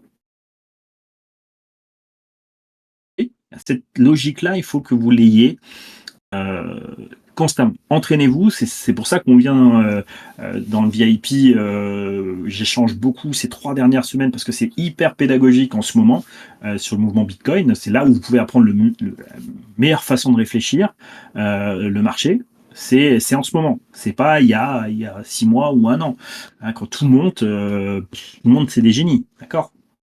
Besoin de suivre le Bitcoin quand il n'était que momentum de hausse. Là, ce qu'il faut comprendre, c'est qu'est-ce qu'on doit faire, à quel moment précis le marché va nous indiquer que ça y est, c'est fini et que c'est vraiment le momentum de baisse.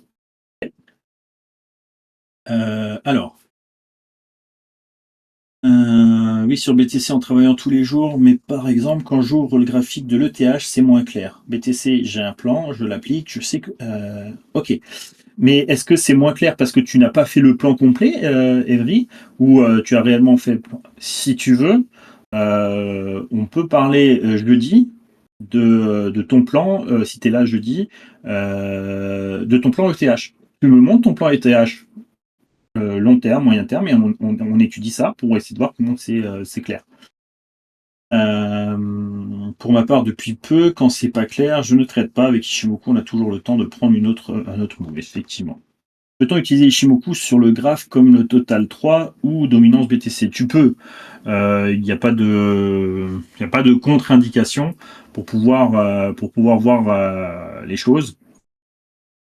Donc il n'y a pas de problème de ce côté-là. Un plan complet, ouais, bah, comme tu as un plan sur BTC que tu travailles, bah, je voudrais bien connaître ton plan sur ETH. Oui, bonsoir Seb. Question pratique. Quand tu dis que tu es rentré sur donc 107 200 et quelques 286 de 300 à peu près. Tu avais placé tes ordres. Comment Non, tu as procédé? Non, je c'était parce que tu étais devant l'écran. En fait, à partir du moment où je sais où j'attends le marché, donc sur la Kijun, et ensuite, bah, j'observe est-ce qu'il a fait un creux fort, est-ce qu'il a fait un creux est-ce que c'est un creux fort? Oui. Donc je sais que dès qu'il revient sur la zone, j'ai une alerte. Et quand il revient sur cette alerte, je regarde. Là, j'ai regardé les volumes. C'est la construction et les volumes qui m'ont dit waouh, il faut y aller. Et même là, comme je te disais, au même moment, j'ai ouvert le bot sur Plume. D'accord. J'ai ouvert le bot sur Plume à 0.0718, je crois. Donc si on revient sur Plume vite fait, parce que en fait, de cette analyse, si tu veux, c'est exactement la même chose sur les alts à quelque part. Bien sûr. Donc du coup, je me suis servi de ça pour ouvrir un bot. Et donc le bot, il a été ouvert ici à 0,7180, tu vois. Et donc j'ai pu, prendre. C'était assez sympa puisqu'il a fait presque 7%, je crois, direct sur le mouvement ici.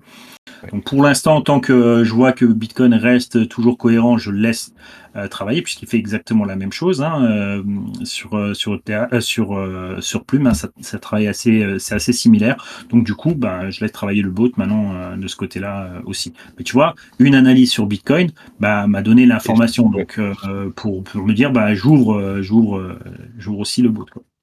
bien sûr, c'est lui le maître, on va dire.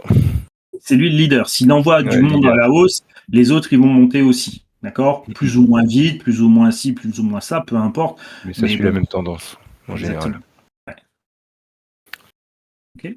Ben, sauf Pax Gold. Bah, le Pax, lui, il suit le gold. Donc, bah, il a dû prendre aussi un peu cher, puisque le gold, il a pris un peu cher aussi aujourd'hui. Moins Ouais, c'est 5%. ça, il est monté à 4008, il est redescendu à 4140, il est à C'est ça. 4140. C'est ça. Mais bon, c'était juste une bougie. Et justement, si ça te dérange pas de faire une analyse justement du Pax Gold, parce que j'avoue que je suis un peu perdu, parce que j'ai des grandes bougies à la baisse et à la hausse. Et voilà, Tu es sur Coinbase? Sur quoi sur tu... Ouais, BitGet. Bitget. C'est Pax USDT? Euh, Pax Gold? PAXG, PAXG, XG. USDT. Ok, on va le mettre sur Bitget.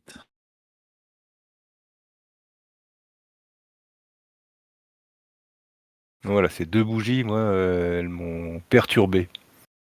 C'est quelle? Celle-là et celle-là? La grande, ouais, ouais, c'est ça. Ok. La baissière et la haussière. Sur le Gold classique, il y a eu ces bougies, ces mèches-là ou pas? Je sais pas. On va regarder sur celui-là. Ouais, tu vois, déjà là, Ah déjà ouais. pas ces mèches, hein. Donc, D'accord, je donc pense tu que les oublies, c'est. tu fais comme si elles étaient pas là.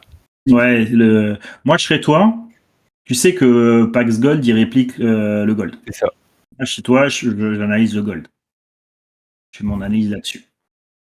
Et forcément, quand tu vois qu'ici, ça va être, t'es sur une zone de revente, bah, tu revends sur ton Pax Gold. Tu reprends Mais oui. ton bénéf. Mais ici, c'est beaucoup plus clair, comme on avait dit, hein, puisque depuis la journée du 22 août, puisque c'était ça, ici, le point d'entrée, hein, c'était celle du 22 août, ici, il y avait moyen de faire des choses. Maintenant, effectivement, essaye de structurer ton analyse à partir de celui-là, et on voit jeudi si tu as des difficultés à construire l'analyse de ce côté-là. D'accord. Ok, et voir comment toi tu te comportes là-dedans, où tu arrives à lire, et puis si tu n'arrives pas, ben, on va décortiquer ensemble pour essayer de Mm, mm. comprendre, mais ça m'a l'air assez Voilà, c'est. clair, c'est assez clair en Ouais, fait en termes de momentum. Ok, ouais, ouais. Merci Seb, et ben à jeudi. à jeudi alors. Alors qu'est-ce qu'il y a d'autre comme question? Des volumes en 40 000 sont un bon indicateur où tu descends en TF pour prendre le meilleur entrée possible. Non, bah je regarde là, alors pourquoi j'étais sur le. Là, notamment, c'était le 7 minutes sur BTC qui m'avait intéressé parce que sur le 7 minutes ici, c'est l'unité de temps qui me permettait de voir le creux 4 heures. D'accord? Je le regarde pour avoir suffisamment de bougies. Il me faut au moins un cycle qui, donc un cycle de 26 périodes pour pouvoir observer le ralentissement correctement. D'accord? C'est pour ça qu'on va descendre quand c'est une bougie de 4 heures, on va la regarder, on va la découper au travers du 7 minutes pour avoir des cycles suffisamment longs et appliquer les règles de l'Ishimoku à travers ce cycle. Si vous allez sur des unités temps comme le 15 minutes, admettons, vous n'aurez pas suffisamment de cycles. D'accord? Si je me mets sur le 15 minutes ici, vous n'aurez pas de cycle suffisant pour voir la Kijun-sen. Vous voyez bien ici. Votre Kijun elle est encore baissière que tout ce qui s'est passé là-dedans. Vous n'avez que Tenkan que vous observez ici pour prendre une décision. C'est pas assez. Dans l'Ishimoku, il nous faut les cycles, tous les cycles, pour pouvoir faire les comparaisons nécessaires. D'accord? C'est pour ça que vous devez avoir un certain ratio entre vos unités de temps. Je vois des gens utiliser du 30, du 40, du 15, puis du 5, puis du 3, puis du maj. Peu importe, il n'y a pas de raison particulière pour certaines manières de penser, mais en Ishimoku, vous avez besoin d'avoir au moins un cycle qui pour pouvoir prendre une décision correcte. Et donc, dans le cycle qui soit pris en charge par rapport à cette latéralisation, d'accord? Ici. Donc c'est pour ça qu'on regarde une bougie de 4 heures. Moi personnellement, après vous faites comme vous voulez, sur une bougie de 4 heures, si je veux analyser la manière dont le creux va se former, ça sera en 7 minutes que je vais l'avoir. Okay. Et donc sur le 7 minutes, je vais me baser sur les volumes du 7 minutes. Je ne regarde pas en 1 minute comment il se détermine encore à l'intérieur. J'ai pas besoin. J'applique, si tu veux, c'est un peu le concept un peu de l'effort et du résultat, hein, de la VSA. Je vais appliquer cette incohérence entre cette bougie ici en 7 minutes avec ce volume et ce doji avec ce volume à l'intérieur. Je sais que derrière ça, il y a une pression acheteuse qui est en train de se mettre en place. D'accord? Et cette pression acheteuse, elle se fait dans la zone où j'avais déjà une pression acheteuse qui s'était matérialisée ici. D'accord? Et ces deux zones-là, dans la zone de mon creux qui a été déterminé comme un creux fort. D'accord? C'est dans ce raisonnement, mis bout à bout, que l'idée, elle va germer, en fait. Et encore une fois, tout ça se passe sur le niveau de Kijun-sen 4 heures. Donc l'idée, c'était de savoir si Kijun-sen 4 heures allait faire le support pour créer le creux qui va me permettre de faire le rebond. Et ce creux, je le regarde à l'intérieur, ici. Alors, c'est ça la logique. Ouais, le gueule est hyper propre à analyser. Ouais, pour un mouvement daily, c'est le 40 minutes. Ça, c'est parfait. Bonne nuit, Zach. Profite bien. Le Gold, c'est GC, ouais. MGC1, c'est micro, ouais.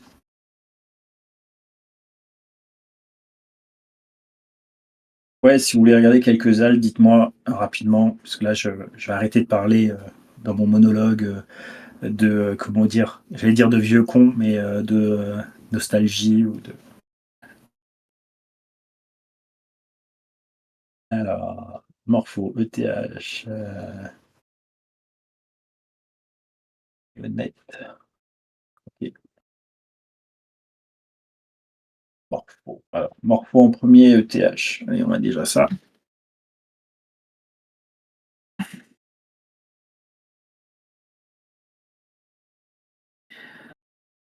Alors, Morpho USDT.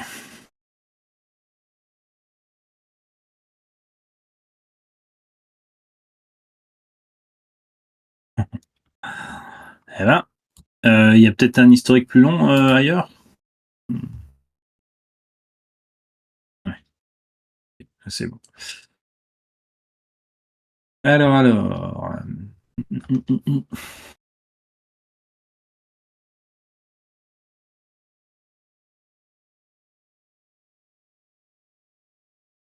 Ok. Bon, bah, écoute, on est un petit peu. On va dire que ce qu'on devrait essayer de travailler rapidement, hein. Toujours, voilà, une analyse, normalement, elle demande un petit peu de temps de préparation. Celle-là, elle est un peu. Voilà.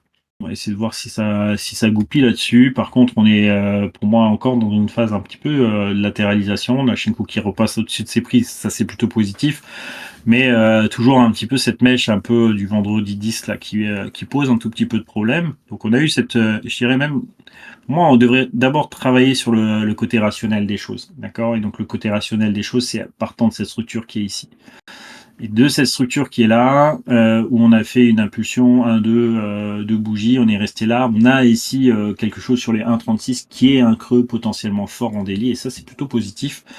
Et donc voilà, la structure qu'on verrait initialement, c'est un 2,37 qu'on pourrait aller éventuellement chercher sur ce niveau pour l'instant dans sa structure. Mais il n'y a rien qui est encore vraiment solide. Maintenant, encore une fois, ce niveau, il est dépendant de ce qui va se passer, un peu comme sur BTC, si ce n'est que BTC, normalement dans une certaine dynamique, il faudra voir s'il la confirme et s'il la maintient, il la garde donc sur les 2 prochains jours. Ici, on a une petite structure qui est en train de se mettre en place, d'accord? Et donc dans cette structure-là, c'est de comprendre si, j'ai un creux, potentiellement fort dans cette préparation ici. Malheureusement, ce creux-là, il est pas fort, d'accord? Et le sommet qui est ici, lui, par contre, sur le niveau, des 2,21, c'est un sommet fort, d'accord? Donc lui, par contre, ça va être un peu le niveau, hein, cette zone ici à 2,21 qui va être le niveau à passer en termes d'informations nécessaires, hein. Donc ici, par contre, l'autre creux fort, à l'heure actuelle, c'est celui-là. Ok, donc tu as quelque chose qui travaille autour de 1,81, 2,21 pour l'instant. Et la confirmation du retour ici, c'est le deuxième creux là qui était intéressant. Bah, c'est là où on pouvait avoir l'information un petit peu comme aujourd'hui sur Bitcoin. Une fois que Bitcoin a monté, a poussé, a donné l'information, bah, ici, c'est ce qui s'est passé aussi. On a eu cette poussée, sauf que là, sur cette halte-là, la correction est revenue à sa base. C'est pas bien grave. Je dirais qu'à court terme, si on devait chercher quelque chose, ce serait cette structure-là. Maintenant, elle n'est pas forcément encore finie. Donc, il faudra attendre la confirmation de cette structure. Voilà. Et c'est ça que je chercherai avec, pourquoi pas, si le marché repart à la Shinku, elle va arriver sur son momentum de hausse, avec cette Shinku qui devrait repartir en espérant une accélération pour aller chercher les 2,21 à travers, donc tu sais que ça c'est un sommet fort, et on voit qu'on a une target qui arrive ici, je chercherai pas beaucoup plus pour le moment, et on verra après comment la structure elle se produit. Donc pour Morpho, court terme, je dirais qu'il y a quelque chose de solide. 1,81, si ça perd le 1,81, ça va être plus compliqué. D'accord? Donc ça, il faut absolument que ça maintienne les 1,81. Et dans ce cas de figure-là, alors on pourrait imaginer une poussée. Et dans cette poussée-là, il faudra faire attention, 2,61, 2,17 et 2,21. Voilà. T'as une interprétation sur les volumes, Seb, ou pas? Parce que c'est très bizarre quand même. Tu Sur les passes volumes, du volume maximal au volume minimal, quoi. ouais, C'est un peu bizarre. je ne sais pas. Et ce qu'il y a, c'est que la seule chose, En c'est que plus, ici, on est au il milieu, est, un peu au milieu de nulle part, quoi. c'est ça. On On est, est probablement sur le POC, mais on est ni sur un bottom ni sur un top. ouais, on est sur le long range qu'il y a eu ici, quoi. Donc, partie centrée. Donc, Un je sais peu pas, mais en bizarre, tout hein. cas, c'est bizarre. Et, je sais pas. Enfin, Après, il y a sûrement pas de volume de base, donc ouais, euh, c'est particulier, quoi. c'est particulier. Tout est passé dans cette bougie ici, justement, où, et on voit c'est la bougie qui a été fortement rejetée. Donc, je sais pas. Compliqué, mais pour l'instant, voilà. Je vois pas l'intérêt d'avoir mis autant de volume sur la partie centrée ici. Ouais, c'est pas un asset propre, quoi. Non, C'est c'est pas top top. difficile d'interpréter le volume Sur à ce niveau-là. Coinbase, il me dit que Coinbase c'est plus propre au niveau volume. C'est quoi Coinbase? C'est celui-là? Non, c'est un autre. Euh,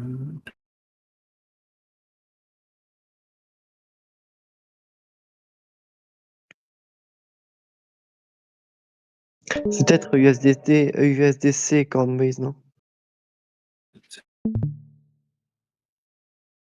ouais. Alors, hop, on est descendu sur le 40 minutes pour voir.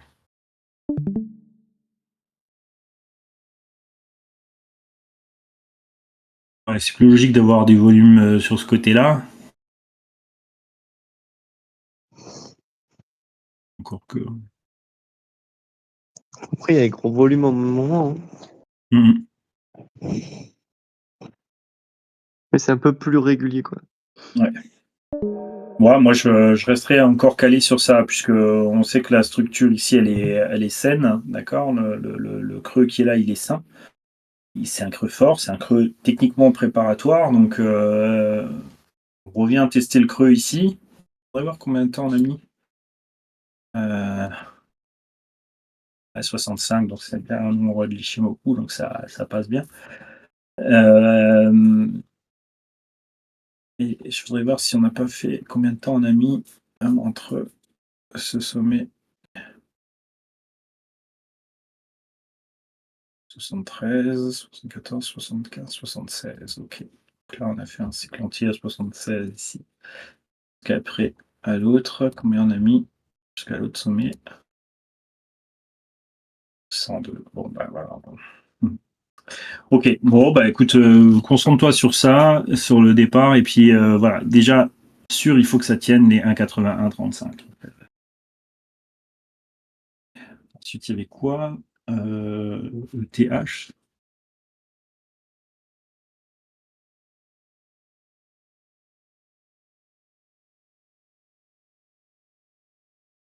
Donc ETH toujours hein, dans son ralentissement, pareil. On l'avait analysé en mensuel ici. On était aussi sur la phase sur laquelle vous avez, vous voyez, hein, ETH, on est sur 5 mois à chaque fois. Hein, vous voyez la rythmique que je vous disais en mensuel. Faites votre programme, faites votre analyse en mensuel. La rythmique, c'est 6 ici. 6 mois d'impulsion, 6 mois de correction, 5 mois d'impulsion, 5 mois de correction, 5 mois d'impulsion. D'accord. Donc ici, on rentre dans une certaine momentum correctif qui pourrait éventuellement durer 5 mois. On est déjà 1, 2, 3 mois, encore 2 mois potentiels sur lesquels on pourrait rester sur ces niveaux-là. Donc pas trop de panique tant qu'on reste au-dessus des 3180. On avait dit, hein, donc tant qu'on restait au-dessus de 3323, c'était pas un souci. Donc on peut corriger, c'est pas un problème sur nos momentum. Ça c'était le plan qu'on avait sur ETH. Maintenant, on reste, hein, donc on a toujours cette bougie ici qui était la bougie, on va dire, instinctive, la bougie émotionnelle, et vous restez à l'intérieur de cette bougie émotionnelle. Donc le marché est en train de se structurer, commencer à conscientiser la réalité par rapport à cette bougie ici, qui a été purement émotionnelle. Donc toute cette structure qui est en train de se mettre en place, là, c'est celle-là qui doit être, je pense, analysée de manière un peu plus correcte. On voit que nos structures, un petit peu comme au même titre que BTC, eh bien, la Kijun-sen Daily ici vient faire office de zone de résistance sur. Hein, elle représente toujours, elle va avoir du mal à effacer, puisque vous voyez qu'il y a du temps avant d'effacer ces extrêmes ici. C'est-à-dire que votre ligne de Kijun-sen, elle est impactée par cette baisse-là, et elle sera impactée par cette baisse-là en termes de notion, tant que ces extrêmes ne cassent pas, eh bien, tant que pendant 1, 2, 3, 4, 5, 6, 7, 8, 9, 10 jours, le 11e jour, eh bien, voilà, et tout ça restera complètement neutre à partir de ce moment-là. Et donc ici, on a deux possibilités, c'est où on a cette réflexion ici, correction, et c'est pour continuer le momentum baissier. Dans quel cas ici, il faut voir si on est dans un sommet, et ce sommet s'est fait avec une préparation, et si cette préparation, elle est effectivement pour aller chercher le momentum de baisse. D'accord? Donc ça, c'est la première question à se poser. Donc ici, pareil, je vais devoir aller regarder sur mon unité de temps intermédiaire, mon 40 minutes, et de voir comment c'est en train de se goupiller. Alors, on était dans un certain momentum, comme le même momentum que que BTC, pardon. Et par contre, voilà, la correction un peu plus fragilisée que BTC. Il faudrait regarder maintenant BTC où il en est, mais dans sa structure, on peut essayer d'estimer jusqu'où il pourrait corriger. D'accord? Je vais effacer. Hein. Hop, hop,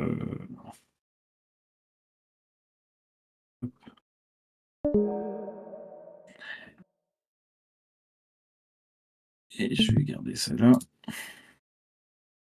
Donc on pourrait regarder la sous-structure ici. Pas facile à tracer celle-là.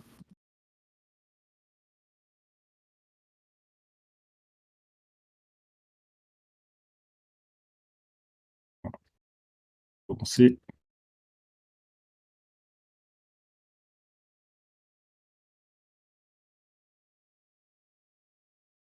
Voilà. Donc on a travaillé sur la V, c'était un peu la zone sur laquelle on pouvait s'appuyer. D'accord. On fait un T3 ici. Donc voilà, c'est bon. Quand on est sur notre target V, ça veut dire que derrière, on n'a pas déséquilibré encore potentiellement les acheteurs qui étaient à l'intérieur de la vague BC ici. Donc ça, c'est plutôt positif, hein. Il faudrait rester un petit peu sur cette zone-là. Votre Kinkoyo qui reste encore potentiellement haussier, donc ça c'est aussi techniquement positif, mais maintenant il va falloir que les choses se confirment, il va falloir rebondir. Et donc votre Shinku ici qui aussi est comme notre Bitcoin, où il lui faudra effacer ces mouvements ici, les 8 prochaines heures, donc 8 heures pour renvoyer un mouvement de hausse. Donc il faudra regarder, ça sera à peu près, je vous le dis, hein, puisque ça on le voit avec la SSA, c'est la SSA qui s'est mis ici à monter hein, à cet endroit-là, donc ce serait dans ce niveau de 4h40, c'est un peu la même zone que BTC, le même horaire que BTC sur lequel on devrait commencer à avoir cette impulsion hein, qui était due justement à la remontée de ce petit momentum-là, donc à 4h40. Voir un petit peu un rebond. Si demain il n'y a pas ce rebond de ce côté-là, ce sera un peu plus complexe et dans ce cas-là, on pourra confirmer qu'on est parti pour cette petite structure baissière en A, B et C ici. Et donc, dans le pire des scénarios, je vais effacer celui-là. Dans le pire des scénarios, on pourrait aller chercher au niveau de notre momentum, c'est ça. D'accord, voilà. Ça, c'est dans le pire des scénarios. Si c'est demain, on n'arrive pas à relancer la dynamique correctement, eh bien, on a ces 3439, 3239, voilà, ces zones un petit peu. Voilà. Pour moi, c'est la zone 3323 qu'il faut tenir. Parce que ça voudrait dire qu'on déséquilibrerait les acheteurs de cette dernière de l'ATH en fait. Et si on déséquilibre cela, ça sera une autre histoire. Donc il faut maintenir les 3323. On voit que si dans le plus mauvais scénario, eh bien, on a la haine à 3492 qu'il faudrait venir faire rebondir le marché. Voilà un petit peu pour BTC, qui a l'air un peu plus lourd, en tout cas, que Bitcoin, mais je pense que ça dépendra de Bitcoin. Donc Bitcoin, est-ce que lui, comme on a dit tout à l'heure, est-ce qu'il est en train de s'enfoncer sur son 40 minutes ou pas, dans sa zone d'équilibre hein, Kijun-sen qui est retravaillé ici, on a encore du momentum, il faut voir. Donc voilà, on a cette pression un petit peu baissière, mais pour l'instant, on reste quand même dans cette continuité haussière. Donc on va dire qu'à 4 heures du matin, on sera très certainement fixé sur la suite de notre mouvement. Et ça, c'est vrai également pour OTH. Voilà. Qu'est-ce qu'il y avait d'autre? Où j'en suis, hein. C'est fait, ETH. Il y avait AVNT. Hop. AVNT.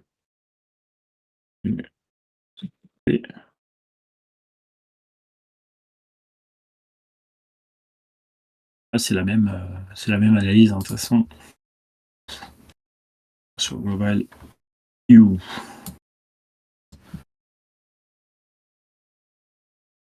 Assez de data, hein. Le 20 octobre. Oh, la vache.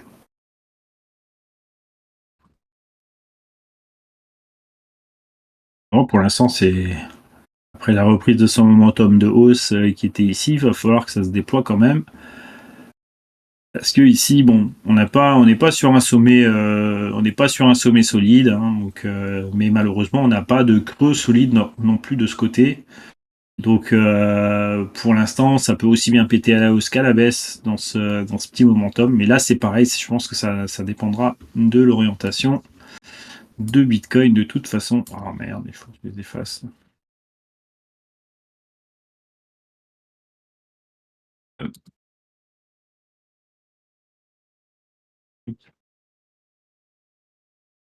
Et on va dire que le dernier truc, on va essayer de voir avec la vitesse de déploiement.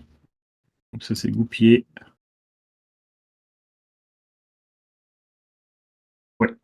On perd vraiment du momentum sur ce niveau, donc c'est pas top, hein, puisque vous voyez les lignes de force maintenant, elle évolue entre ce cône jaune et vert ici, donc 66-74 pour la P, qui était voilà, qui a déjà été et encore la target P, c'est pas celle qu'on chercherait à viser. dans un tel mouvement puisqu'elle ne casserait même pas B.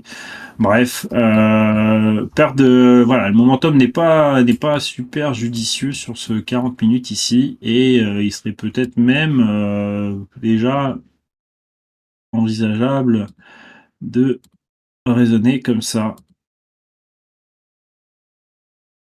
Donc ça serait plutôt celui-là pour moi qu'on devrait considérer pour l'instant. Et là, par contre, essayer de garder la paix. Par contre, rester sur le rythme 0,58 23, 0,54 74.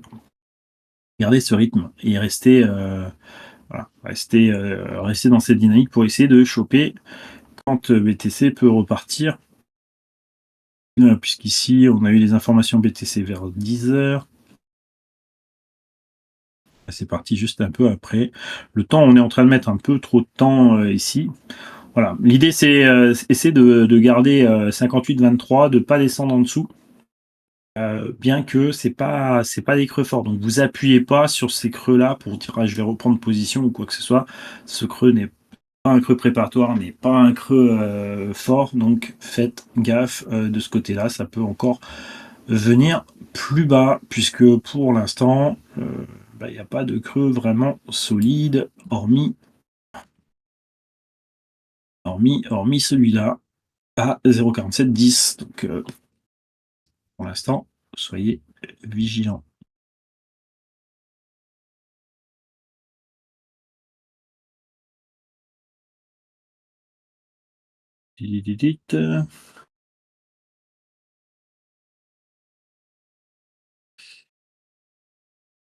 Voilà. Ça m'a l'air d'avoir fait le tour. Est-ce qu'il y a d'autres questions? Sinon, eh bien, on s'arrêtera là.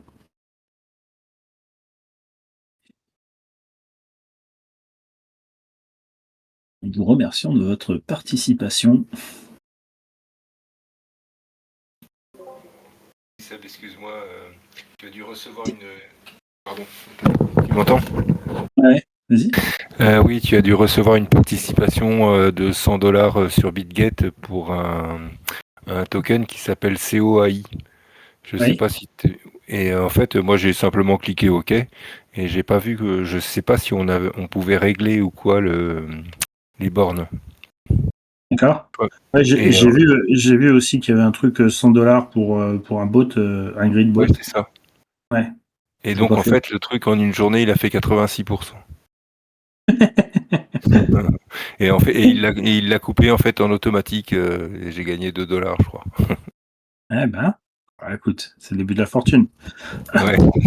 Non mais c'était marrant. Regarde, COAI là, c'est USDT. Ok, mais je vais regarder ça. Et pourquoi on a eu ça? C'est parce qu'on utilise des bots? Je sais pas. Peut-être. Et là, c'était un bot gris. Alors, j'ai pas, je crois. J'ai pas regardé ce que c'était. D'accord. Mais moi, j'ai le bot BitGet sur le bot Plume a fait 7% en 5 heures. Dis-moi, quand tu coupes une position, il faut mettre le mode hold pour quand tu veux le garder en spot? Non, le mode hold, il va te prendre le bénéfice et il achète le bénéfice. Avec le bénéfice, il achète la position pour garder ici des plumes. Ouais. D'accord. Hold, c'est le bénéfice que tu as fait qu'il réinvestit en plumes en fait. D'accord. Donc il le sort et il l'achète en plumes. Donc en fait, tu ouvres une position spot et une position bot. Oui, ça. En fait, il va t'accumuler une position spot avec le bénéfice que tu fais. J'ai vu sur Pax Gold, donc j'ai fait du bénéfice et je suis à 0 quand j'ai fait vendre. Je suis à 0, j'ai plus rien en spot. J'ai donc les bénéfices, en fait, même l'investissement n'apparaît pas dans le bot. Dans le comment dans le spot, pardon. T'avais mis hold. Toi, t'avais mis hold sur les bénéfices. Non. Ouais. Non, j'ai rien mis. C'est pour ça que je te posais la question, est-ce qu'il fallait le mettre? Par exemple, tu vois, j'ai vendu le Pax Gold et donc je regarde en fait dans mon spot et voilà, et je voulais le garder, mais Non, et là il te dégage tout. Ça Ouais. c'est normal. Par contre, si tu mets hold, il va Mais par contre, avec ton bénéfice que tu as fait, d'accord? Donc, ouais. je sais pas maintenant à quelle fréquence, c'est ça qu'il faut regarder. Mm. Il va acheter plutôt, tu vois, imagine tu fais 100 € de bénéfice, Ouais. là, il va t'acheter pour 100 € sur 100 le euros de spot. plume supplément. Ouais. Ah d'accord. Donc, plutôt que là, parce que toi, comme moi, tu gardes les plus-values dans le bot. Oui. D'accord? Ça permet d'encaisser des mouvements plus amples ou quoi que ce soit, tout en gardant un certain gain. Oui. Donc ça permet d'amortir un peu les chutes éventuelles et laisser durer ton bot plus longtemps. Ça. Mais tu peux le sortir en fait ton gain. Tu peux le réinvestir. Tu peux le réinvestir. En fait, tu peux le remettre en plume et il va racheter en plume. Alors, moi, la seule question est quand Sans est-ce couper qu'il la le position, pardon. Sans couper la position. sans couper la position. C'est-à-dire que ton bot reste le même. La seule chose qu'il y a, c'est que tu as de la liquidité en moins sur ton bot, puisque Oui. mettons que tu as ton capital de départ sur le bot, bah, toute la plus-value qu'il va faire à chaque fois, et c'est là où il faut se renseigner sur la fréquence. Parce que je ne sais pas à quelle fréquence il le fait et à quel prix il le fait. Parce que moi, je veux bien récupérer le bénéfice que j'ai, d'accord? Mais au moment où le prix il est intéressant pour moi, tu vois ce que je veux dire? Intéressant, voilà. Donc je sais, il faut se renseigner. Pour l'instant, moi, j'utilise pas du tout le hold parce que le but, c'est de faire de la plus-value avec les bots. Et je fais du spot à part à côté. Mais je sais que c'est possible en cliquant sur hold, mais je sais pas quand est-ce qu'il le fait. Donc il faut se renseigner d'abord sur quand est-ce qu'il le fait pour voir s'il y a un intérêt à le faire. Mais ouais, sinon, pour moi, ça reste vraiment un outil qui est assez sympathique si on le maîtrise plutôt correctement, pour savoir quand s'arrêter. Euh, et moi, des fois, je fais tourner un bot que 24 heures. Hein.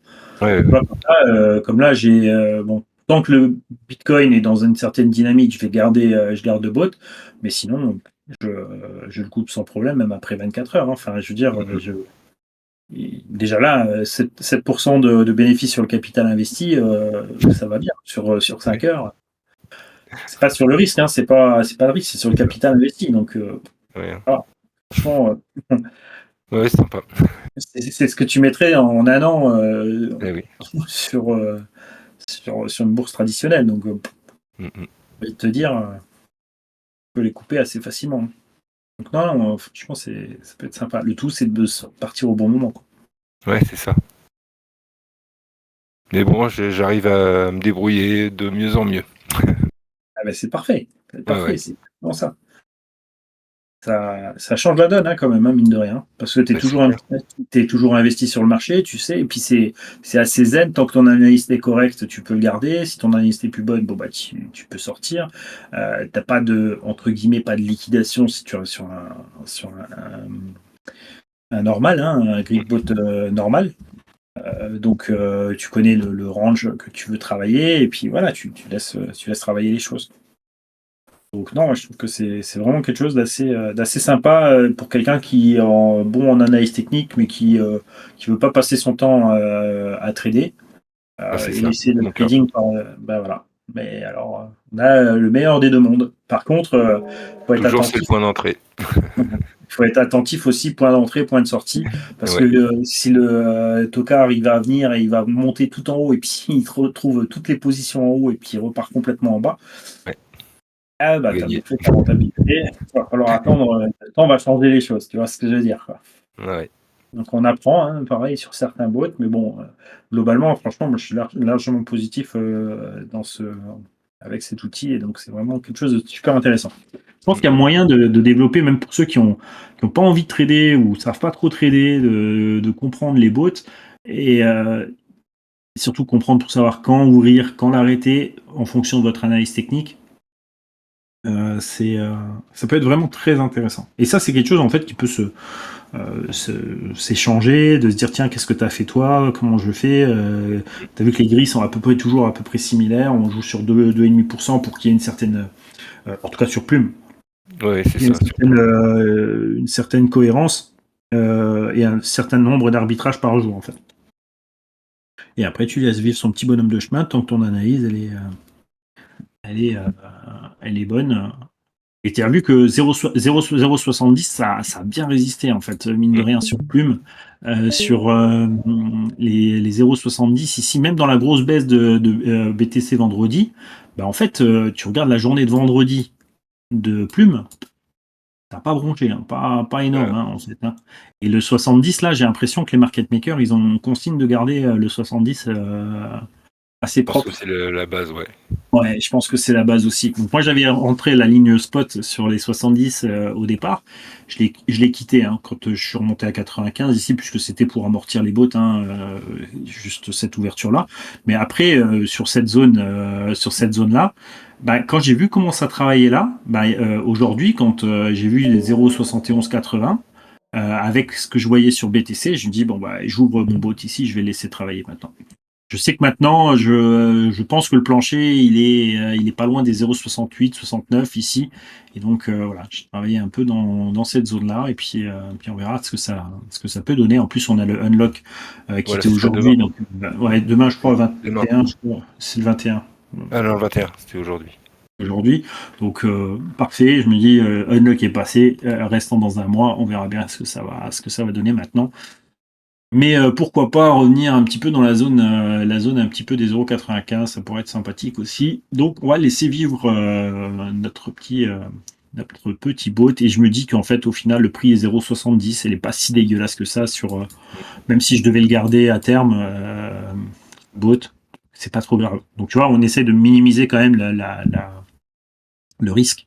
Je pense qu'en ouvrant quelque chose autour de 0,70, ça ne devrait pas être trop mal. Et puis après, bah, on a de la liquidité pour ouvrir un autre bot plus bas s'il faut, quoi. Ouais. Donc, on peut couvrir. Donc, pour moi, il n'y avait pas trop de risque de l'ouvrir ici. Donc, c'est pour ça que je l'ai laissé tourner. Malgré la rentabilité qu'il avait fait aujourd'hui, je me suis dit, allez, je te laisse encore. Parce que c'est non arbitré, tu vois. Donc, il a fait 7%, mais au final, c'est pas arbitré encore. Donc, c'est un petit peu, on va dire, c'est factice parce que c'est pas encore encaissé réellement. Donc, des fois, je me dis, est-ce que vaut mieux pas que je le coupe, puis je rouvre un Et autre, encaisser, et on ouvre un autre. encaisser, tu vois, t'encaisses tes 7%, tu ouvres un autre, et puis voilà, quoi. Et tout ça, c'est l'expérience, au fur et à mesure. Ça fait pas si longtemps, en fait, au final, qu'on utilise les bots, donc je pense qu'il faut faire des retours d'expérience au fur et à mesure, et puis on verra bien. Mais ça, c'est le questionnement que j'avais aujourd'hui, d'encaisser les 7%, et puis de Mhm. laisser, et de rouvrir sur le retour, puisqu'on voyait bien qu'il allait y avoir un retour, parce que bah, on était en contre-tempo, donc on avait ce retour potentiel, et donc du coup, je me dis, bah, j'ai peut-être mal joué, mais voilà, c'est pas si grave que ça, en fait. Même si ça venait à Non, surtout redescendre. on redescend. Voilà, on est quand même dans les prix bas. Ouais. Ouais, sur le global, franchement, en plus le bot il est ouvert jusqu'à 0,14, donc on va dire. Et j'ai pas ouvert grand en dessous, j'ai mis 0,68, 0,068 sur le bas. Je veux pas qu'il travaille trop Avec bas qui non ouvre plus. effectivement des Mm. positions Ouais. trop basses après. Donc et j'ai laissé le potentiel puisque je suis sur 40 gris. J'ai laissé le potentiel sur les 40 gris au maximum. Donc en gros, comme ça, il a ouvert que 2 gris côté inférieur et du coup 38 gris jusqu'en Ouais, haut. c'est ça. Comme ça, on lui laisse Mm. l'amplitude maximum pour travailler. Ouais, bah, Donc on verra. j'ai réfléchi ça comme ça aussi. Mm. Voilà, jusqu'à 0,14, c'est ce que j'ai mis. Ouais. Alors, les masterclass, on apprend à utiliser les bots, pas forcément. La masterclass, elle est dépendante de vos questionnements. Si tu as une question dessus, Jess, de dire, tiens, est-ce qu'on peut voir les bots là, on regarde les bots. Les masterclass, elles sont faites avec vos questionnements, hein. Donc, Donc il n'y a pas de souci, hein. C'est pas structuré comme un cours. C'est vraiment une base de données de connaissances. Donc les masterclass. Et le jour où je me dis ok, on va lancer une véritable formation Ishimoku avec les notions d'Osoda et tout ça, je le ferai autrement.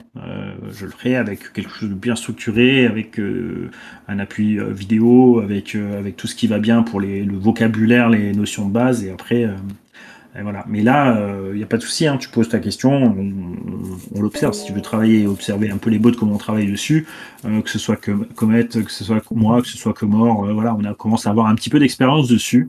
Et puis on peut toujours les expliquer, évidemment.